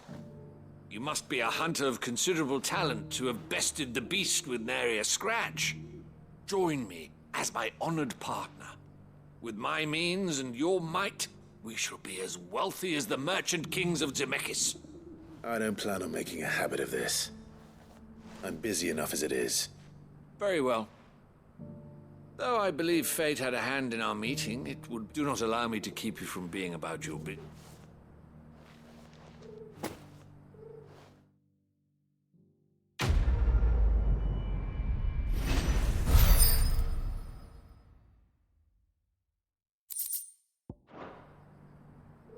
This is hide unlike any I've had the pleasure of handling.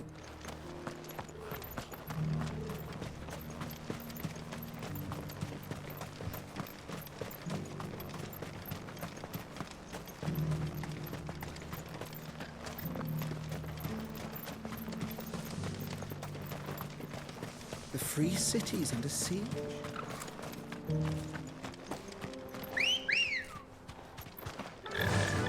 Run like the wind.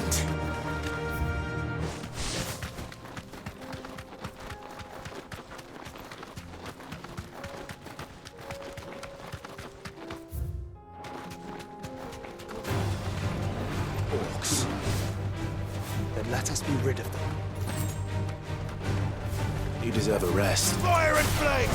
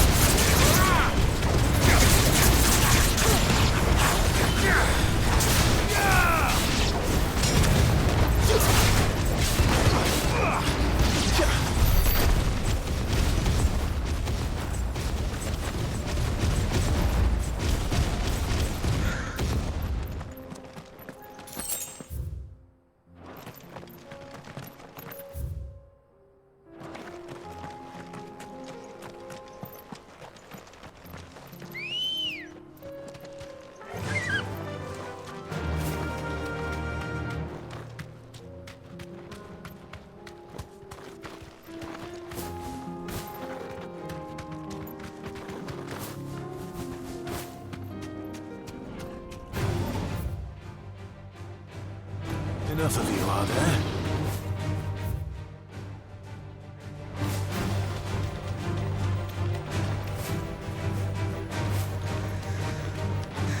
Clive. Smoke. Is the city fallen?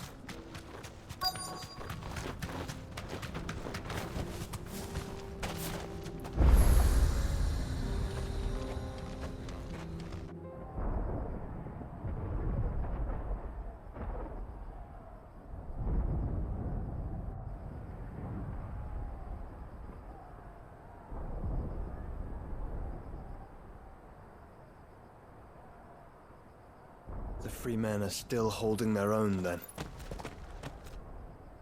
Do we have any idea where Gav and the others might be? There's a warehouse near the docks where we agreed to meet if there was any trouble. We should hurry.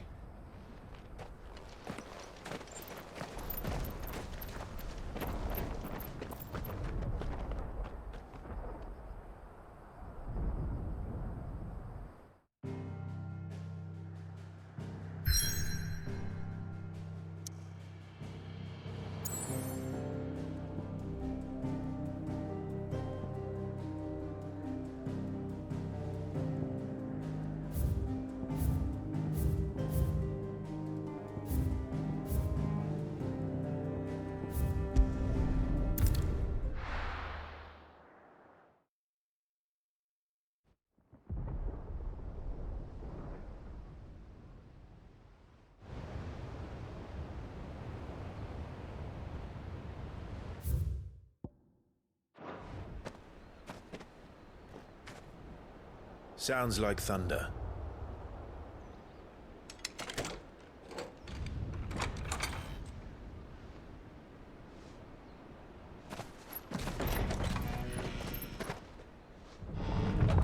You're late. We're starting to think you'd stumbled off a cliff. I seem to recall that was you, Gav. Good to see you. Any trouble on the road? Nothing we couldn't handle. I knew you'd come. Is that who I think it is? Yes. Allow me to introduce my brother, Joshua. Clive's told me all about you. Or even listening most of the time. Name's Mididol, but everyone calls me Mid. My lady. Hey?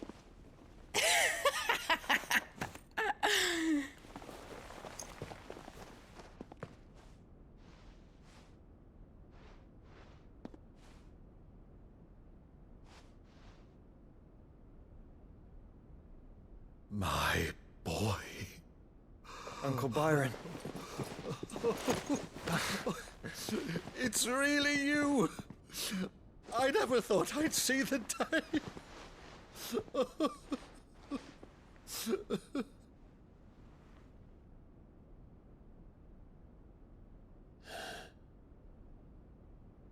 So these Akashic are being controlled?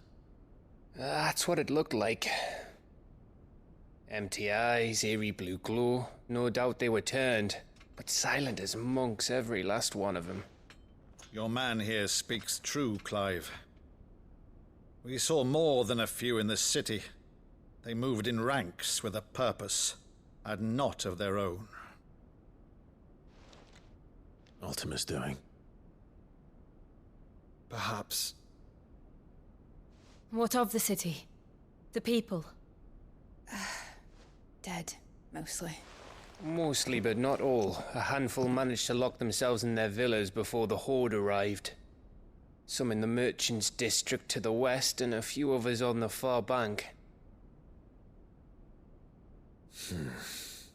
If the Akashic stumble across either hiding place, a few bolted doors won't hold them for long. We need to find them. And quickly. What do you propose?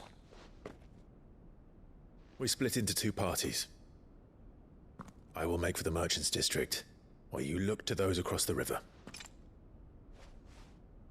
Mind keeping an eye on my brother? Not at all. We find the villa and try the servants' entrance. Understood. And what of us? Mid, is she fit to sail? The ship, the Mithril engine could probably do with a few more tweaks. Then you better work fast. Even if we do reach the survivors in time, they'll never make it to the hideaway on foot. You leave that to me. See that Mid doesn't get herself into trouble, would you? Think I can manage that. I'll keep him safe. Looks like you're stuck with me, Byron. That's Lord Rossfield, you little gutter snipe!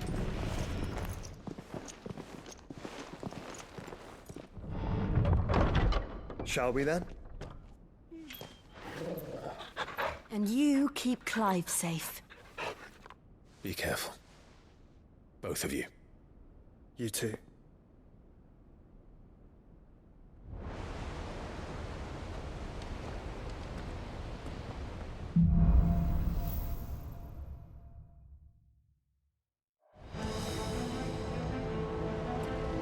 All right, Torgal. Let's find those survivors.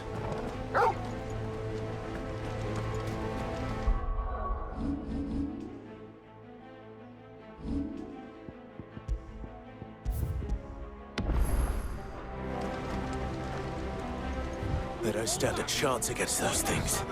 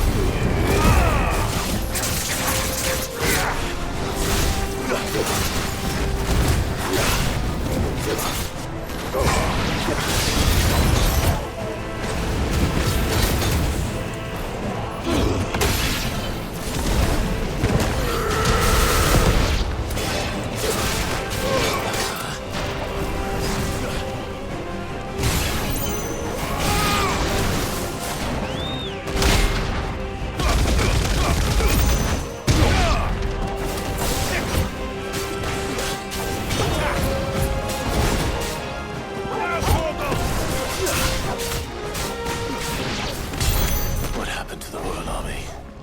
There's nothing but monsters here.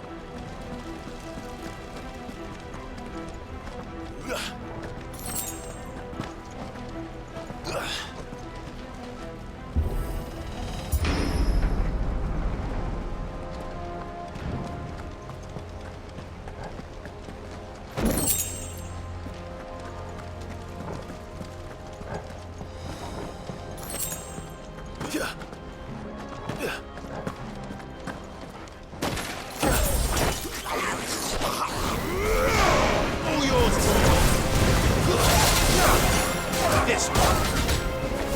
Get him.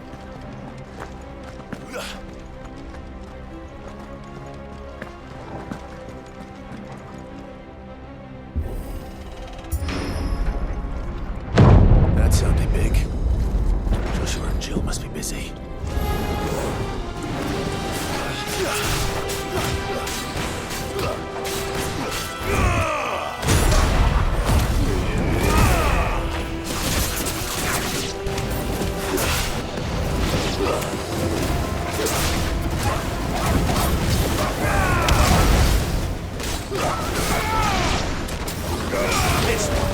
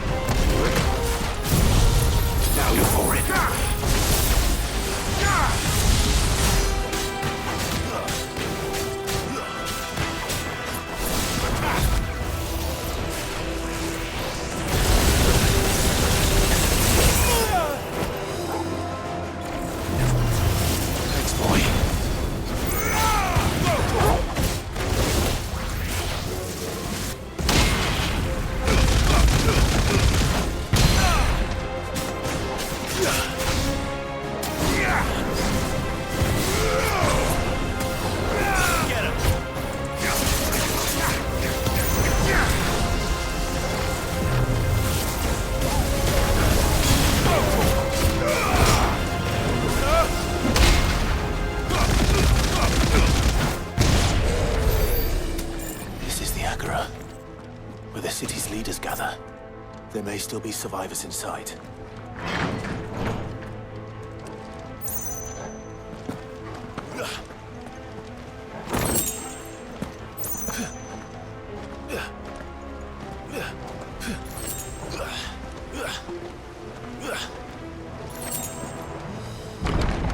Where are they?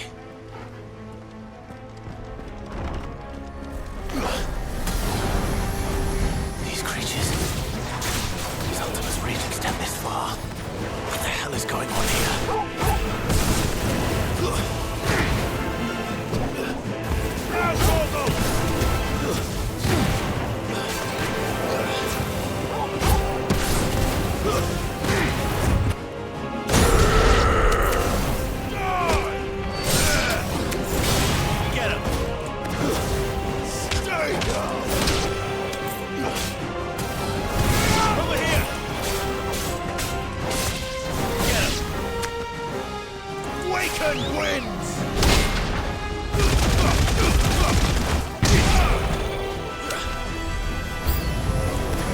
Where is your master?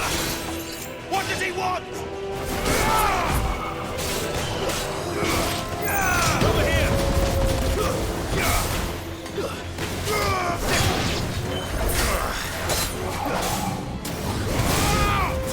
Get him! Get him!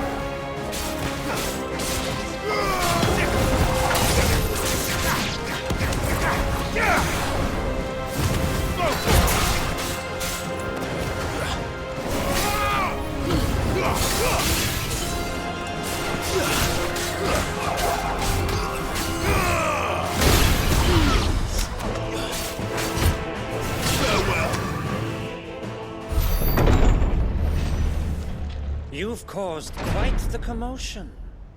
But then I would expect no less from you, Muthos. You again.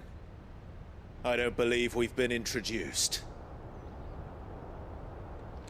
You were in my family's crypt, and now you're here. with an army of Akashic thralls. Manners, Lord Rosfield? They are men, like you and me. Albeit ones unburdened by the wills that drive our kind to madness. They are pure. They are divine. What? And they are all that remains in this once raucous city. You'll pay for what you've done. As you wish. I confess I have been very much looking forward to this. Pardon me this indulgence, Your Majesty. The vessel shall not be spoiled.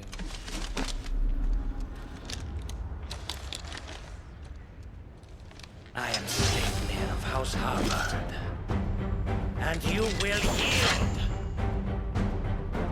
Or not. As long as you don't hold back. Get him!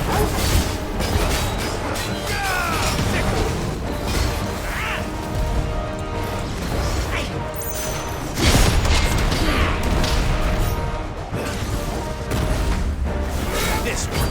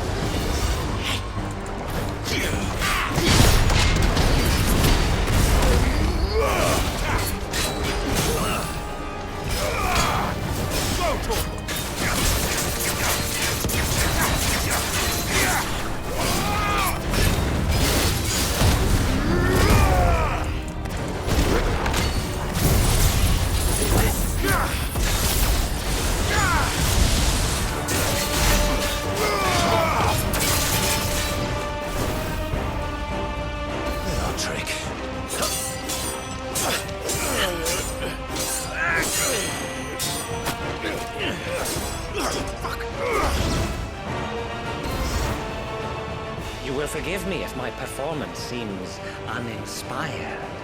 It is just that I expected so much more from our chosen one. Perhaps this will kindle your flame? What now? A gift from my liege lord's armory. Gungnir. Watch closely, Mythos.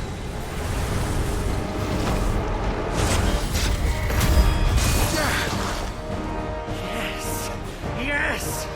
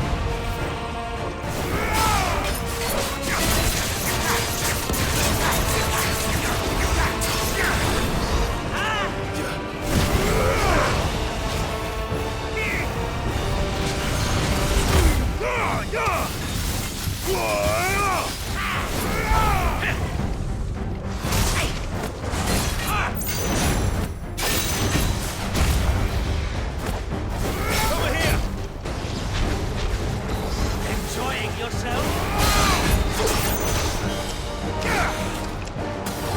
Over here!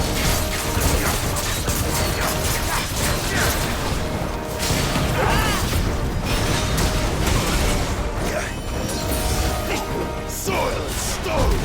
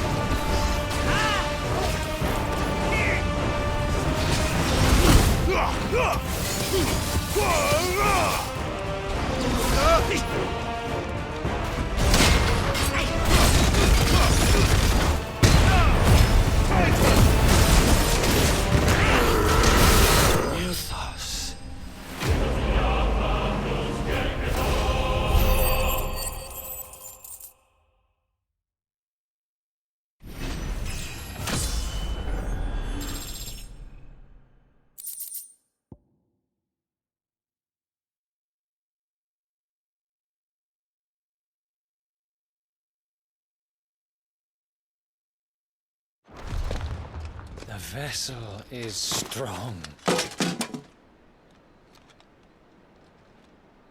My liege.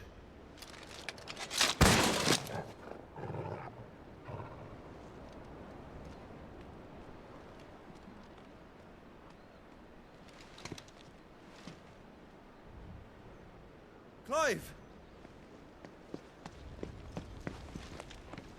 You're all right. As are you, I see. We are, yes. I'm sorry, but we couldn't save them. It was over before we arrived. Well, you did what you could. I fear we were all too late.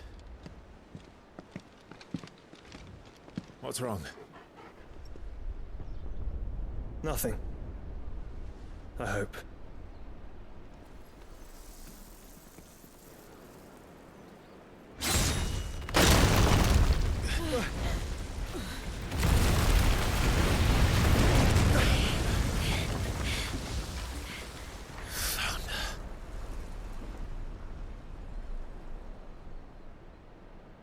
Leaving so soon, Mythos? It's the king. Indeed. You may kneel before Barnabas Tharm, Warden of Ash and King of Walud. Get back.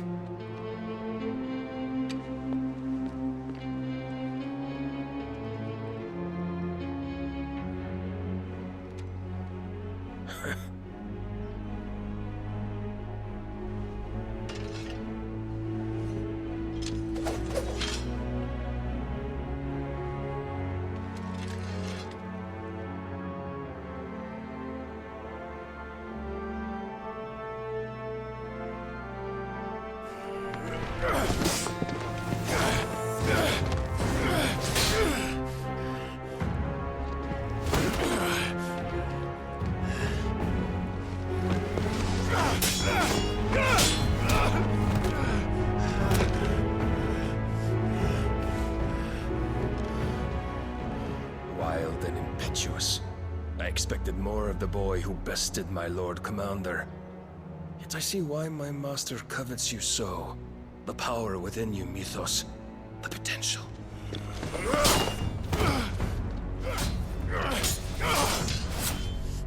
Stop calling me Mythos. But Mythos is everything. The cornerstone of all creation. The Lord's vessel. Your purpose. My purpose? To surrender my mind and body to that thing.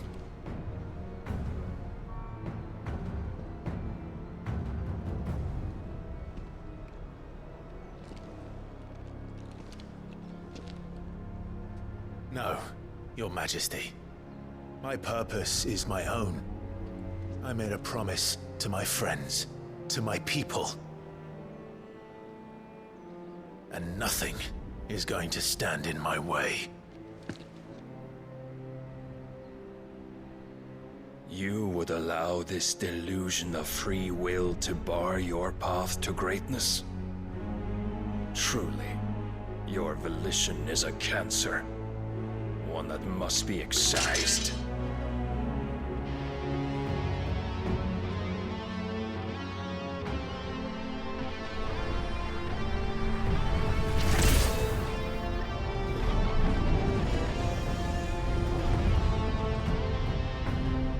Try it.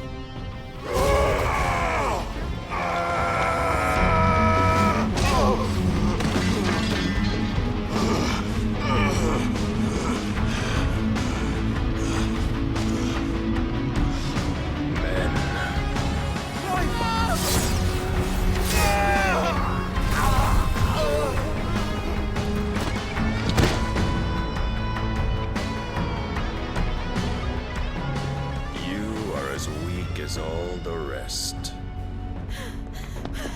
Joshua!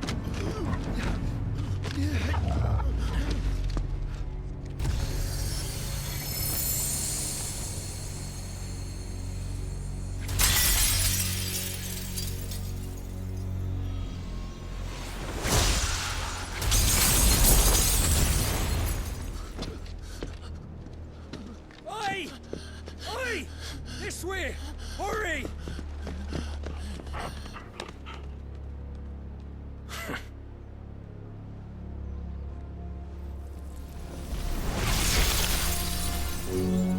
Power beyond reckoning, and they use it as a crutch.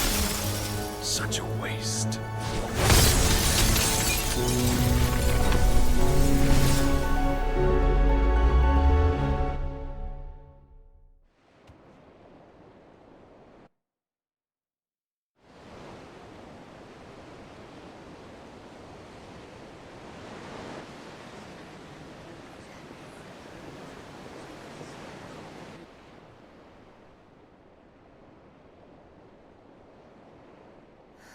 Will he be all right?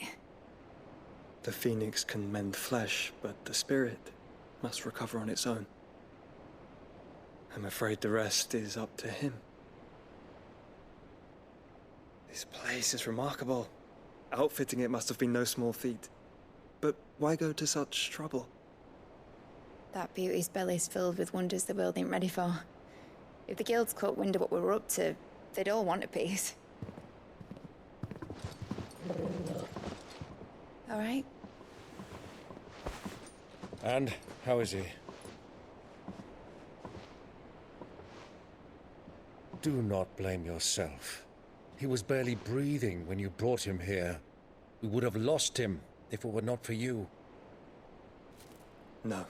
Barnabas may have severed nigh every sinew in my brother's body. But he made certain the wounds were not fatal. Nigh every sinew? Allow me, your lordship. Don't know what I was thinking, putting you to the trouble like that. 'Tis no trouble carrying comestibles to my ailing nephew. I know, but you've already done so much for us. Pouring your gil into the hideaway and now the ship. I don't want to take the piss. You risked your life. And for what? Some girl you hardly know. Why'd you do it? You lot mad or something? I wouldn't go that far. Clive! You're awake, my boy. Oh. All I want to do is help. And the world won't save itself. It was Sid.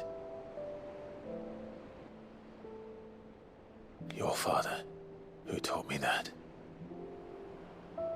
Sounds like him. Don't you dare do that again. What of the Royalists? Fucked off, the lot of them, along with the galleon. With the king on board, no doubt. The Iron Hair wouldn't sail without him. Clive. Jill didn't come back. What do you mean? She kept the king busy while the others dragged you out. It's all right, Mid. Jill is fine. The ether of her icon endures. And as long as it does, we can be certain she is alive.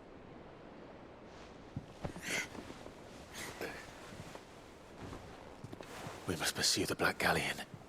Jill will be with the king, I'm sure of it. Well, good luck catching him, because my ship's going nowhere. It's the Mithril engine. She's got a kick like a wild chocobo and a mind to tear the hull in half. But do you have an idea? Well, of course I do. My dad'll have seen this coming a league off. If I had his old writings... If you had his old writings, you'd be sitting under a fuckload of rubble.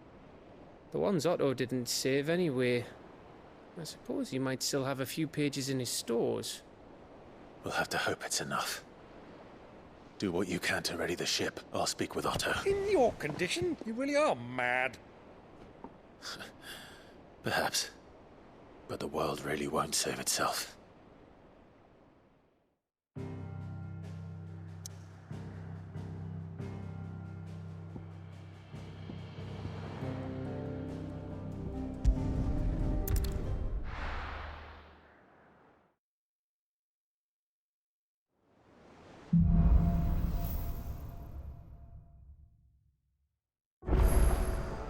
Right. Gav said that Otto might know something. Cole said it was an arm of a Akashic. How are we supposed to do our duty when the hills are crawling with Akashic and the valleys are full of ether? How indeed. My men and I lost an entire day avoiding a flood that wasn't there a fortnight ago. We'll be heading back to Canberra soon. You let us know if you need an escort.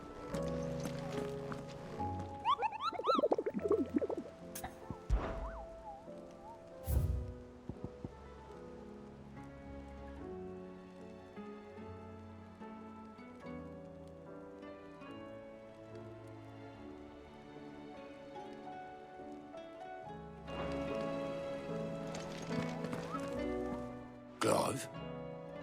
But if you're here, where the hell is everyone else? Don't tell me. They're all right. But it's a long story.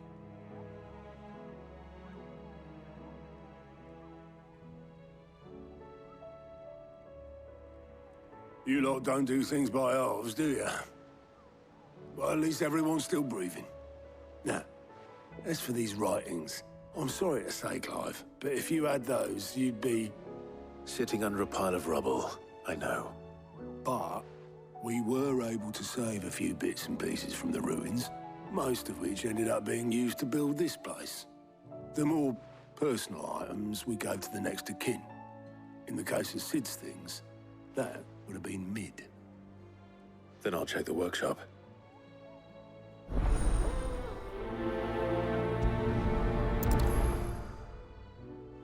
I'd try not to think too much about what was lost the day Tartan attacked. If only it was just Sid's life's work. What will it be today? Godspeed.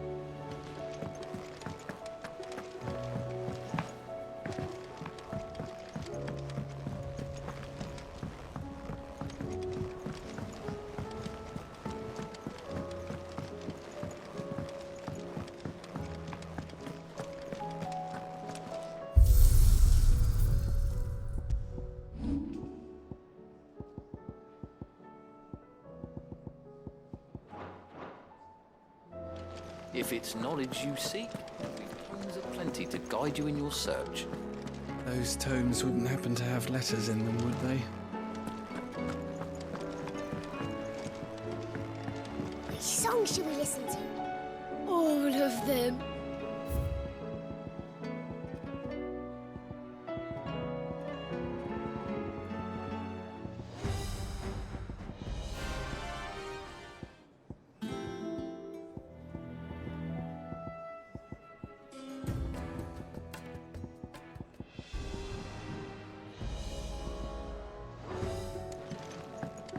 Those if are going to break that thing.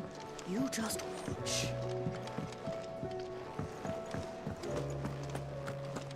You don't know what you're talking about. The odor's what gives Chance's stew its, depth. And that's what makes it superior to any old lizard livers. Oh, please. Have you even tried the fried mortress? Taste, smell, texture. It beats your beloved stew hands down on every count. Now that's a masterpiece.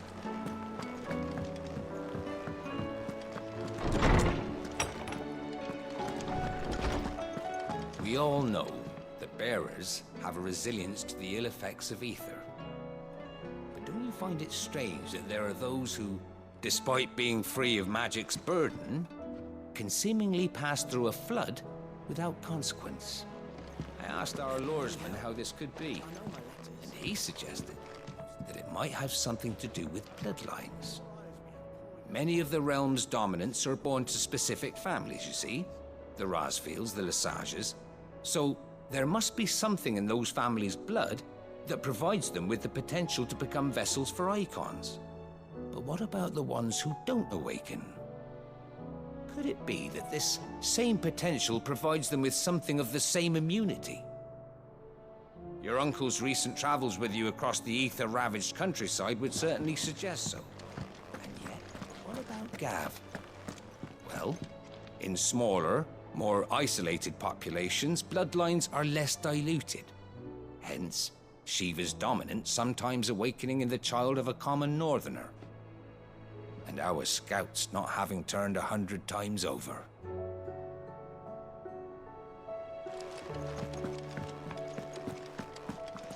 Sid, did you know that chocobos are far more resilient to the effects of ether than most other beasts? Some say that's one of the reasons they were tamed for use as mounts and sumpters, so that an ether flood wouldn't mean instant death for their riders or drivers. Me, I reckon they built it up over generations. Too many foolish traders driving their birds into floods, and only the toughest surviving. Good morrow to you, my friend. I have compiled some new entries, if you would like to see them. What subject shall we consider today?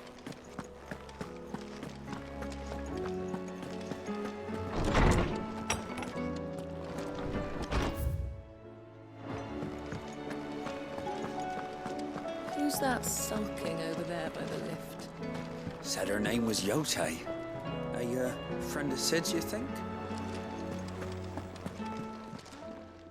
Still alive, are you? That grey lump? No.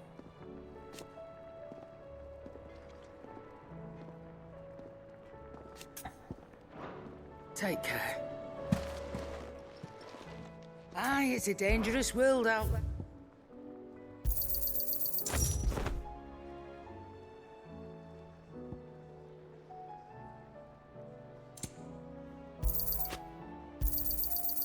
It'd better all be here.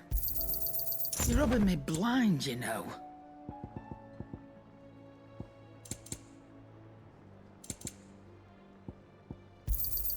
It'd better all be here. You'll not find a better price than that. You're rubbing me blind, you know. Is that all?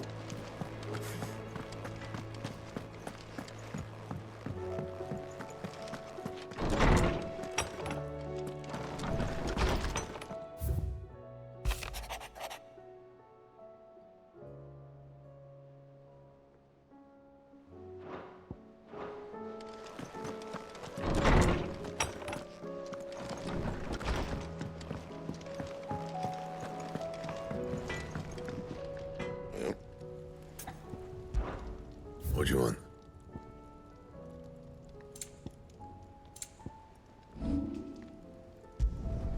Yeah, that should do you.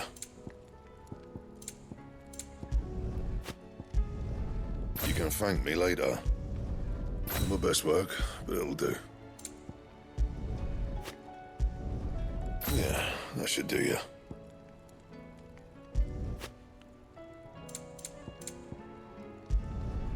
My best work, but it'll do. You can thank me later.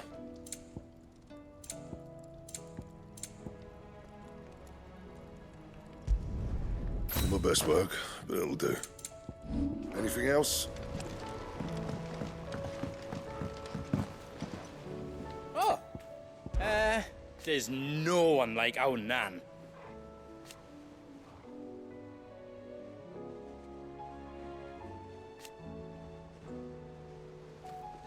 Your lad's worth double that.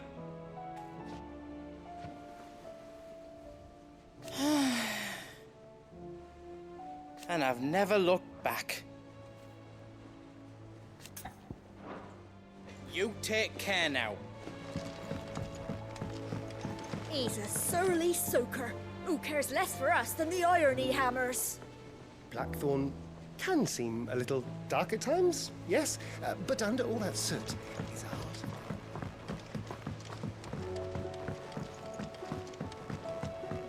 The realm's crops are all being harvested early for fear they won't grow under these skies. Nothing's being left to go to seed. Well,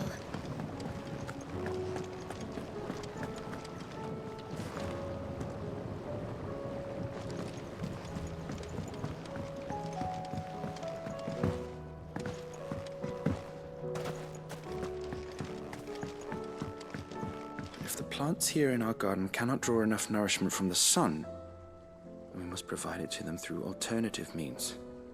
Via the soil, perhaps.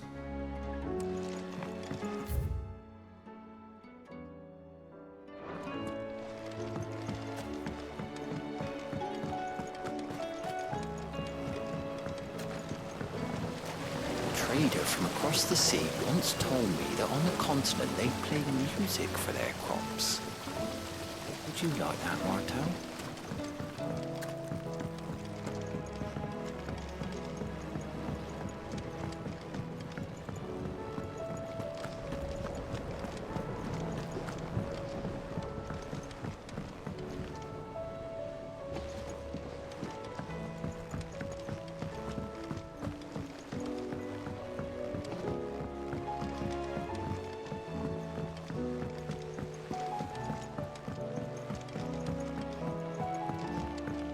Sid!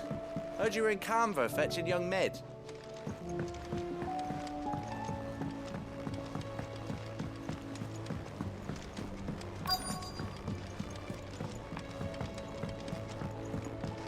I was thinking I might pen a novel of my own. To tell the story of the hideaway.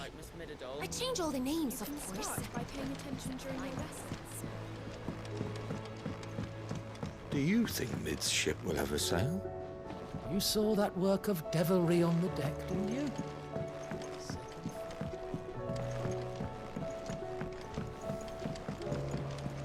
Will we ever see the sky again?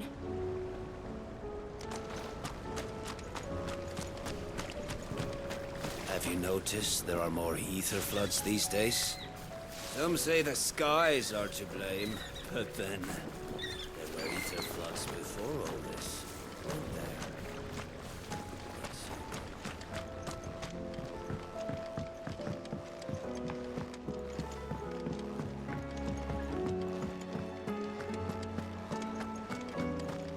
If Amber and the Lazarus are gone, then... Then everyone in Port Isolde is in danger.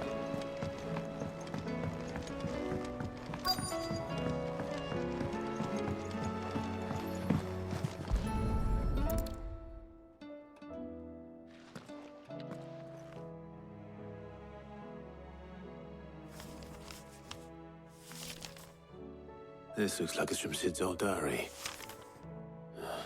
But you'll already have read it. I'd better keep looking.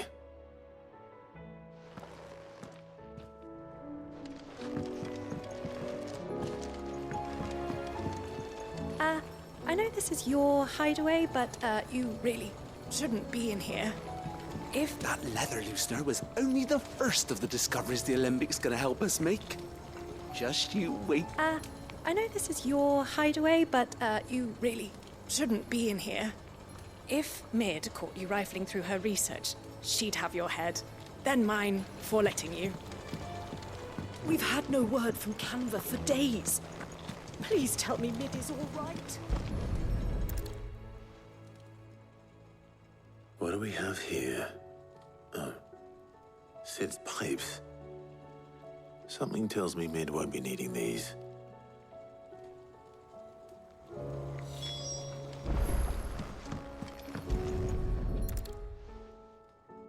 I remember seeing this doll in Sid's cellar. I wonder if it was Mid's.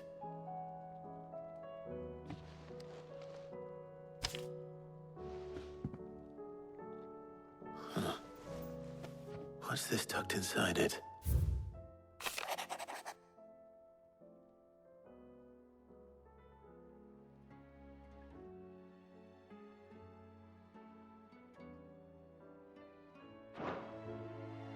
Sid's best invention. That sounds promising. So Sid hid something in Mid's first opus. But what would that be? Perhaps Otto might know.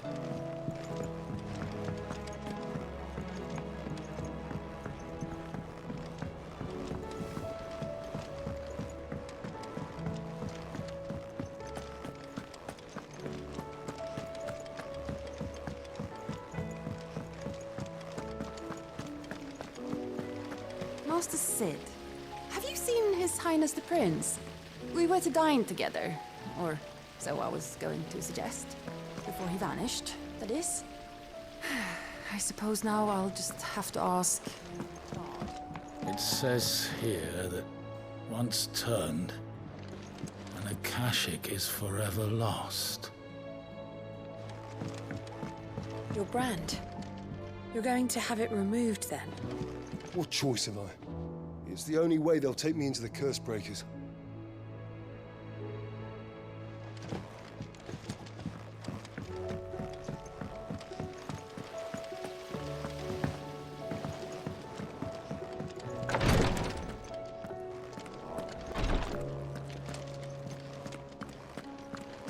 See to my boils if Tyre ain't around, eh?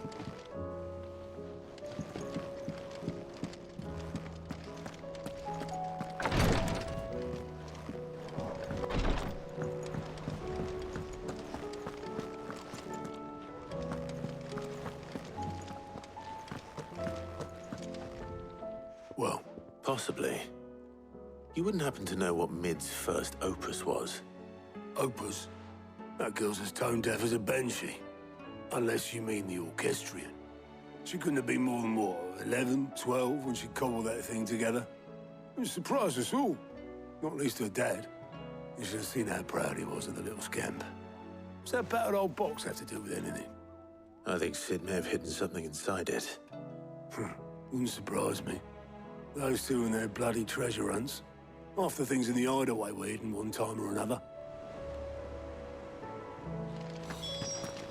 The orchestrions in the Tub and Crown, it's always been.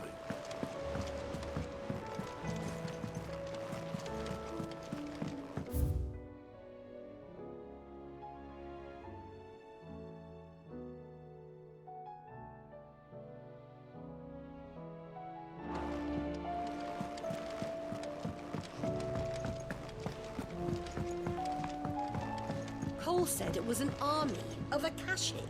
What will happen to Mid and the others? They'll be fine as long as Sid is...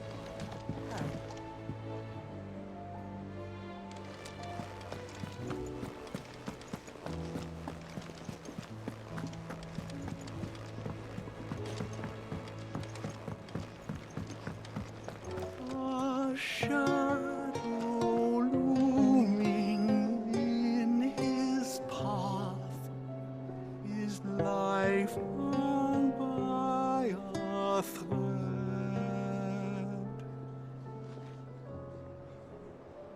Yet still he clung unto the mast and bellowed. "All ahead!" Who's that? I didn't break it. Well, I didn't break it. What didn't you break? Nothing. We didn't break nothing. We definitely didn't break the orchestrion. What's wrong with it? It's broken. Except when it isn't.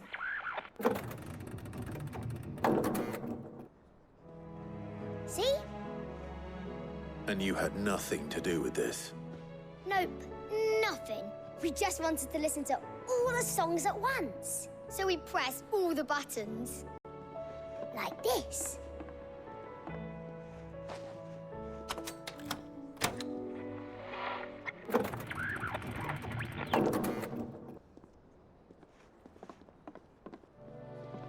See?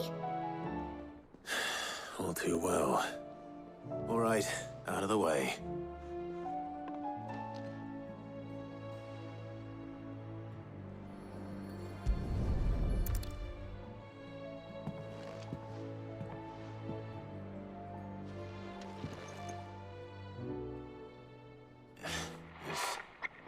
Something caught on one of the gears. Did you break it? Can you fix it? No, I mean, yes. There. How about now? You fixed it! Sid fixed it! He more than fixed it! Yeah, new music! Huh. Never heard this one before. They started playing when I removed this. Whatever it is.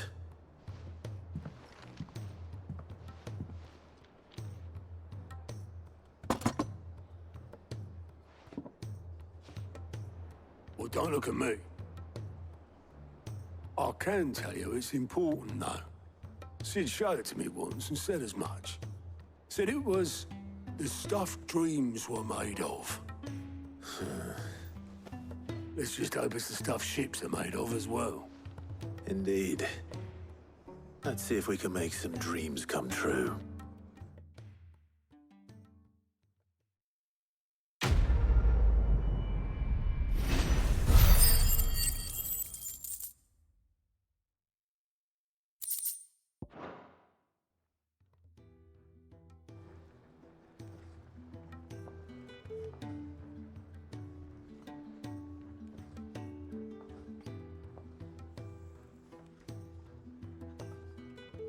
Just the two I was looking for.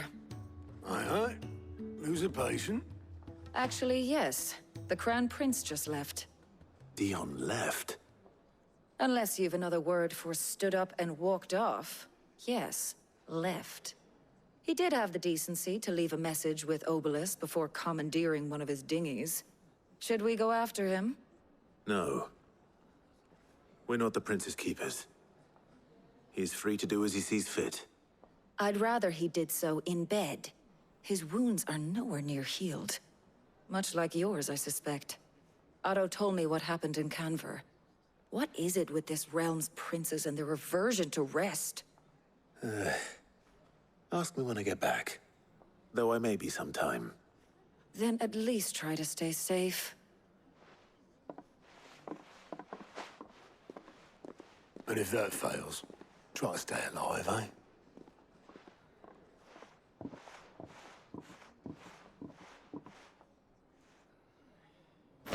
Don't waste here.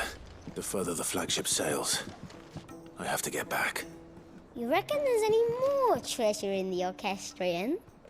Only one way to find out.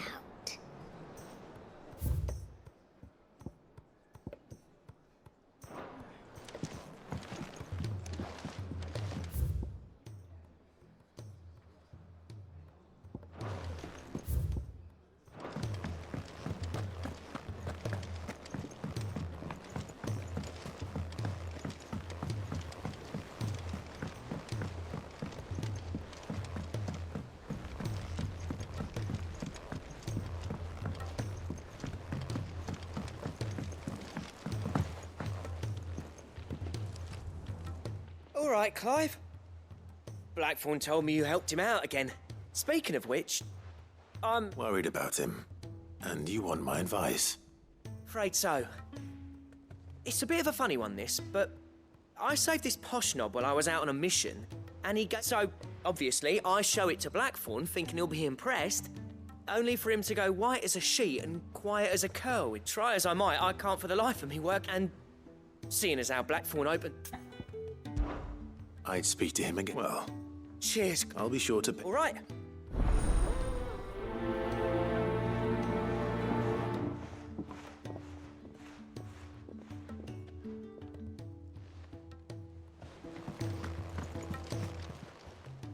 Welcome to the Patron's Whisper.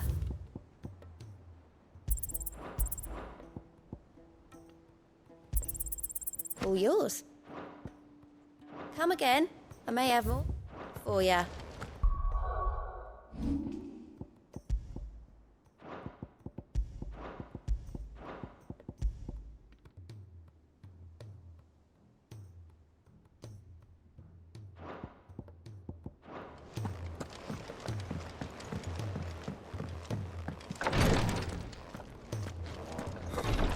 She can't keep this up much longer.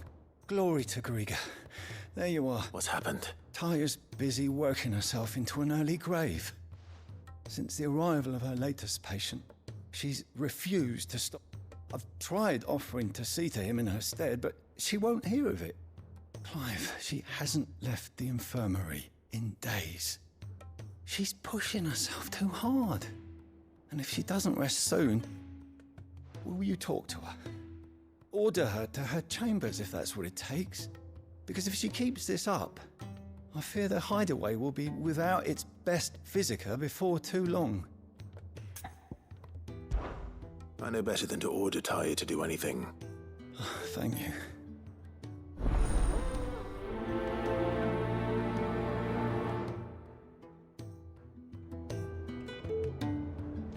Say whatever you must, but get her to rest. Well, Taya, Rodriguez worried about you. We all admire your dedication, but you do need to rest. I will, when it's time. Until then, I'm staying put. We owe him that much. Who is he? Someone from my past. Someone who doesn't deserve to die alone. It won't be much longer. The crystal's curse has almost finished its work. If I had the tears, I could ease his passing. But without them, we've nothing that will touch the agony of those last few hours. How would tears help this man? Not my tears. Tears of mercy. Alicia. It's the only thing strong enough. You wouldn't, Taya. Surely. There must be something we can do for him. Sometimes an easy death is the greatest kindness we can offer. You do well to remember that, Rodriguez. I will. We have all the ingredients we need for Alicia Balwam. It needs to be fresh, though, so we rarely have much to hand. I can make the draft if you can bring me what we're missing. Just tell me what you need. There is a species of venom-weeping spider that lives in the forests of Norvent, near Lorbert's Pass. Bring me one of their eyes. Preserve it as best you can, but avoid contact with the tears. I'll make sure the other ingredients are ready before you return.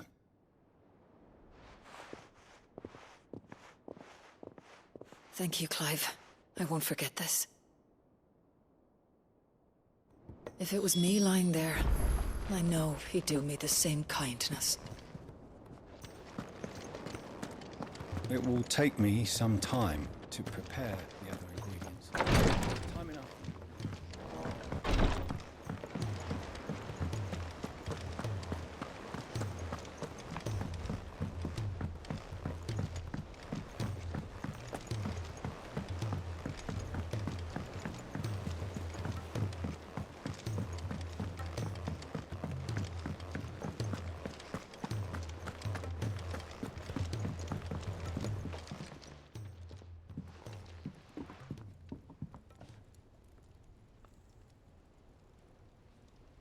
Bloody hell, Clive. Not this again. Oh, ain't you got better things to do with your time? That remains to be seen. August tells me he showed you a ring, and that the sight of it clearly upset you. Would you mind telling us what? Come on, mate. Bottling it up ain't gonna help no one. If it weren't the ring, and it was something I said... It was the ring, right? It brought back some unhappy memories, that's all. Memories better left forgotten. Memories of what?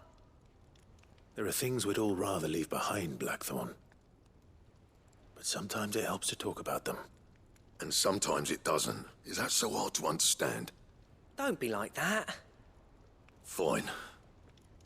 If it'll get you off my back. That ring you flashed was the work of Zoltan. We apprenticed together, back in the day. You've never mentioned him before.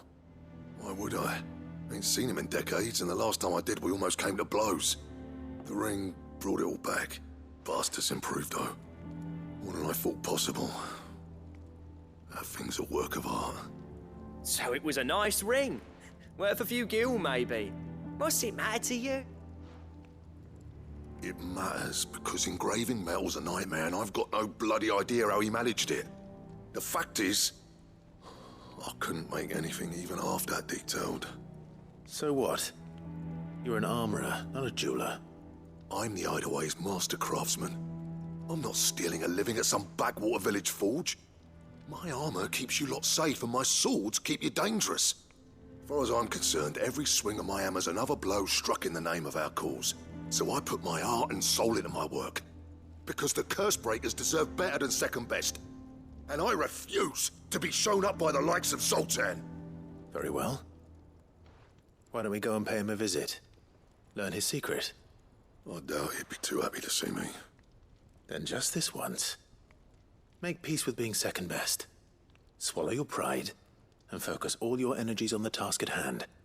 Keeping the curse breakers armed and armored. Provided you can do that, you'll hear no complaints from me. But if you can't, and it's going to distract you, we need to do something about it. What'd you say, Blackthorn? You know he's right. And it's not like you'll be going alone. All right. Magic. So, where do you reckon old what's-his-name is then? Zoltan, was it? In Dravozd, my old village. He won't have left. He's the chief. Dravozd, eh? That rings a bell. Not far from Tabor, right? Just north of the fields of Carava. Got that, Clive? Meet us at Dravozd as soon as you can, yeah? And I'll make sure Blackthorn don't get cold feet. Good luck with that. I'll see you there. I'm in and out of Tabor all the time on postings. Never made the trip to Dravozd, though. He's a surly soaker.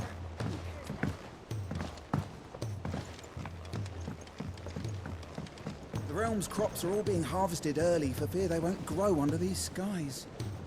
Nothing's being left to go to seed. Well, then we'll need to make certain that our seeds last.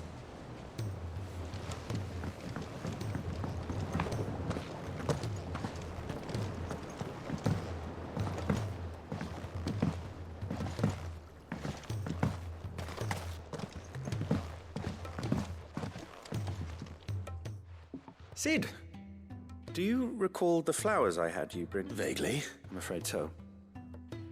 I was able to get most of the Morganbeards. I fear the soil here does not agree with them. However, I believe I have a solution. I can't wait to hear it. I'm going to marry the Morganbeards with Morbles. I know, but hear me out. Morbles are possessed of a highly choleric temperament. The fire which drives them appears to be maintained by an abundance of I believe that by grafting a Morble vine to a Morganbeard, the appendage's wealth of vigor-inducing nutrients might... The endeavor, I assure you, is scientifically sound. I simply need a vine to prove the theory. And all you need is a single vine from an ordinary Morble. That is correct. A single vine. As for the Morble, I fear ordinary may not suffice. But, as luck would have it, a most extraordinary specimen is rumored to haunt the swamps of Rosaria. Why, a notice concerning this very creature was only recently posted on the hunt board. How timely. Well, I shan't keep you any longer.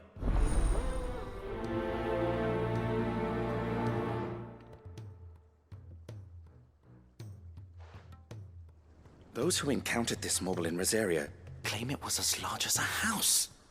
Think of all the ether it must have consumed to attain such a prodigious size. Its vines will be bursting with untold vigor.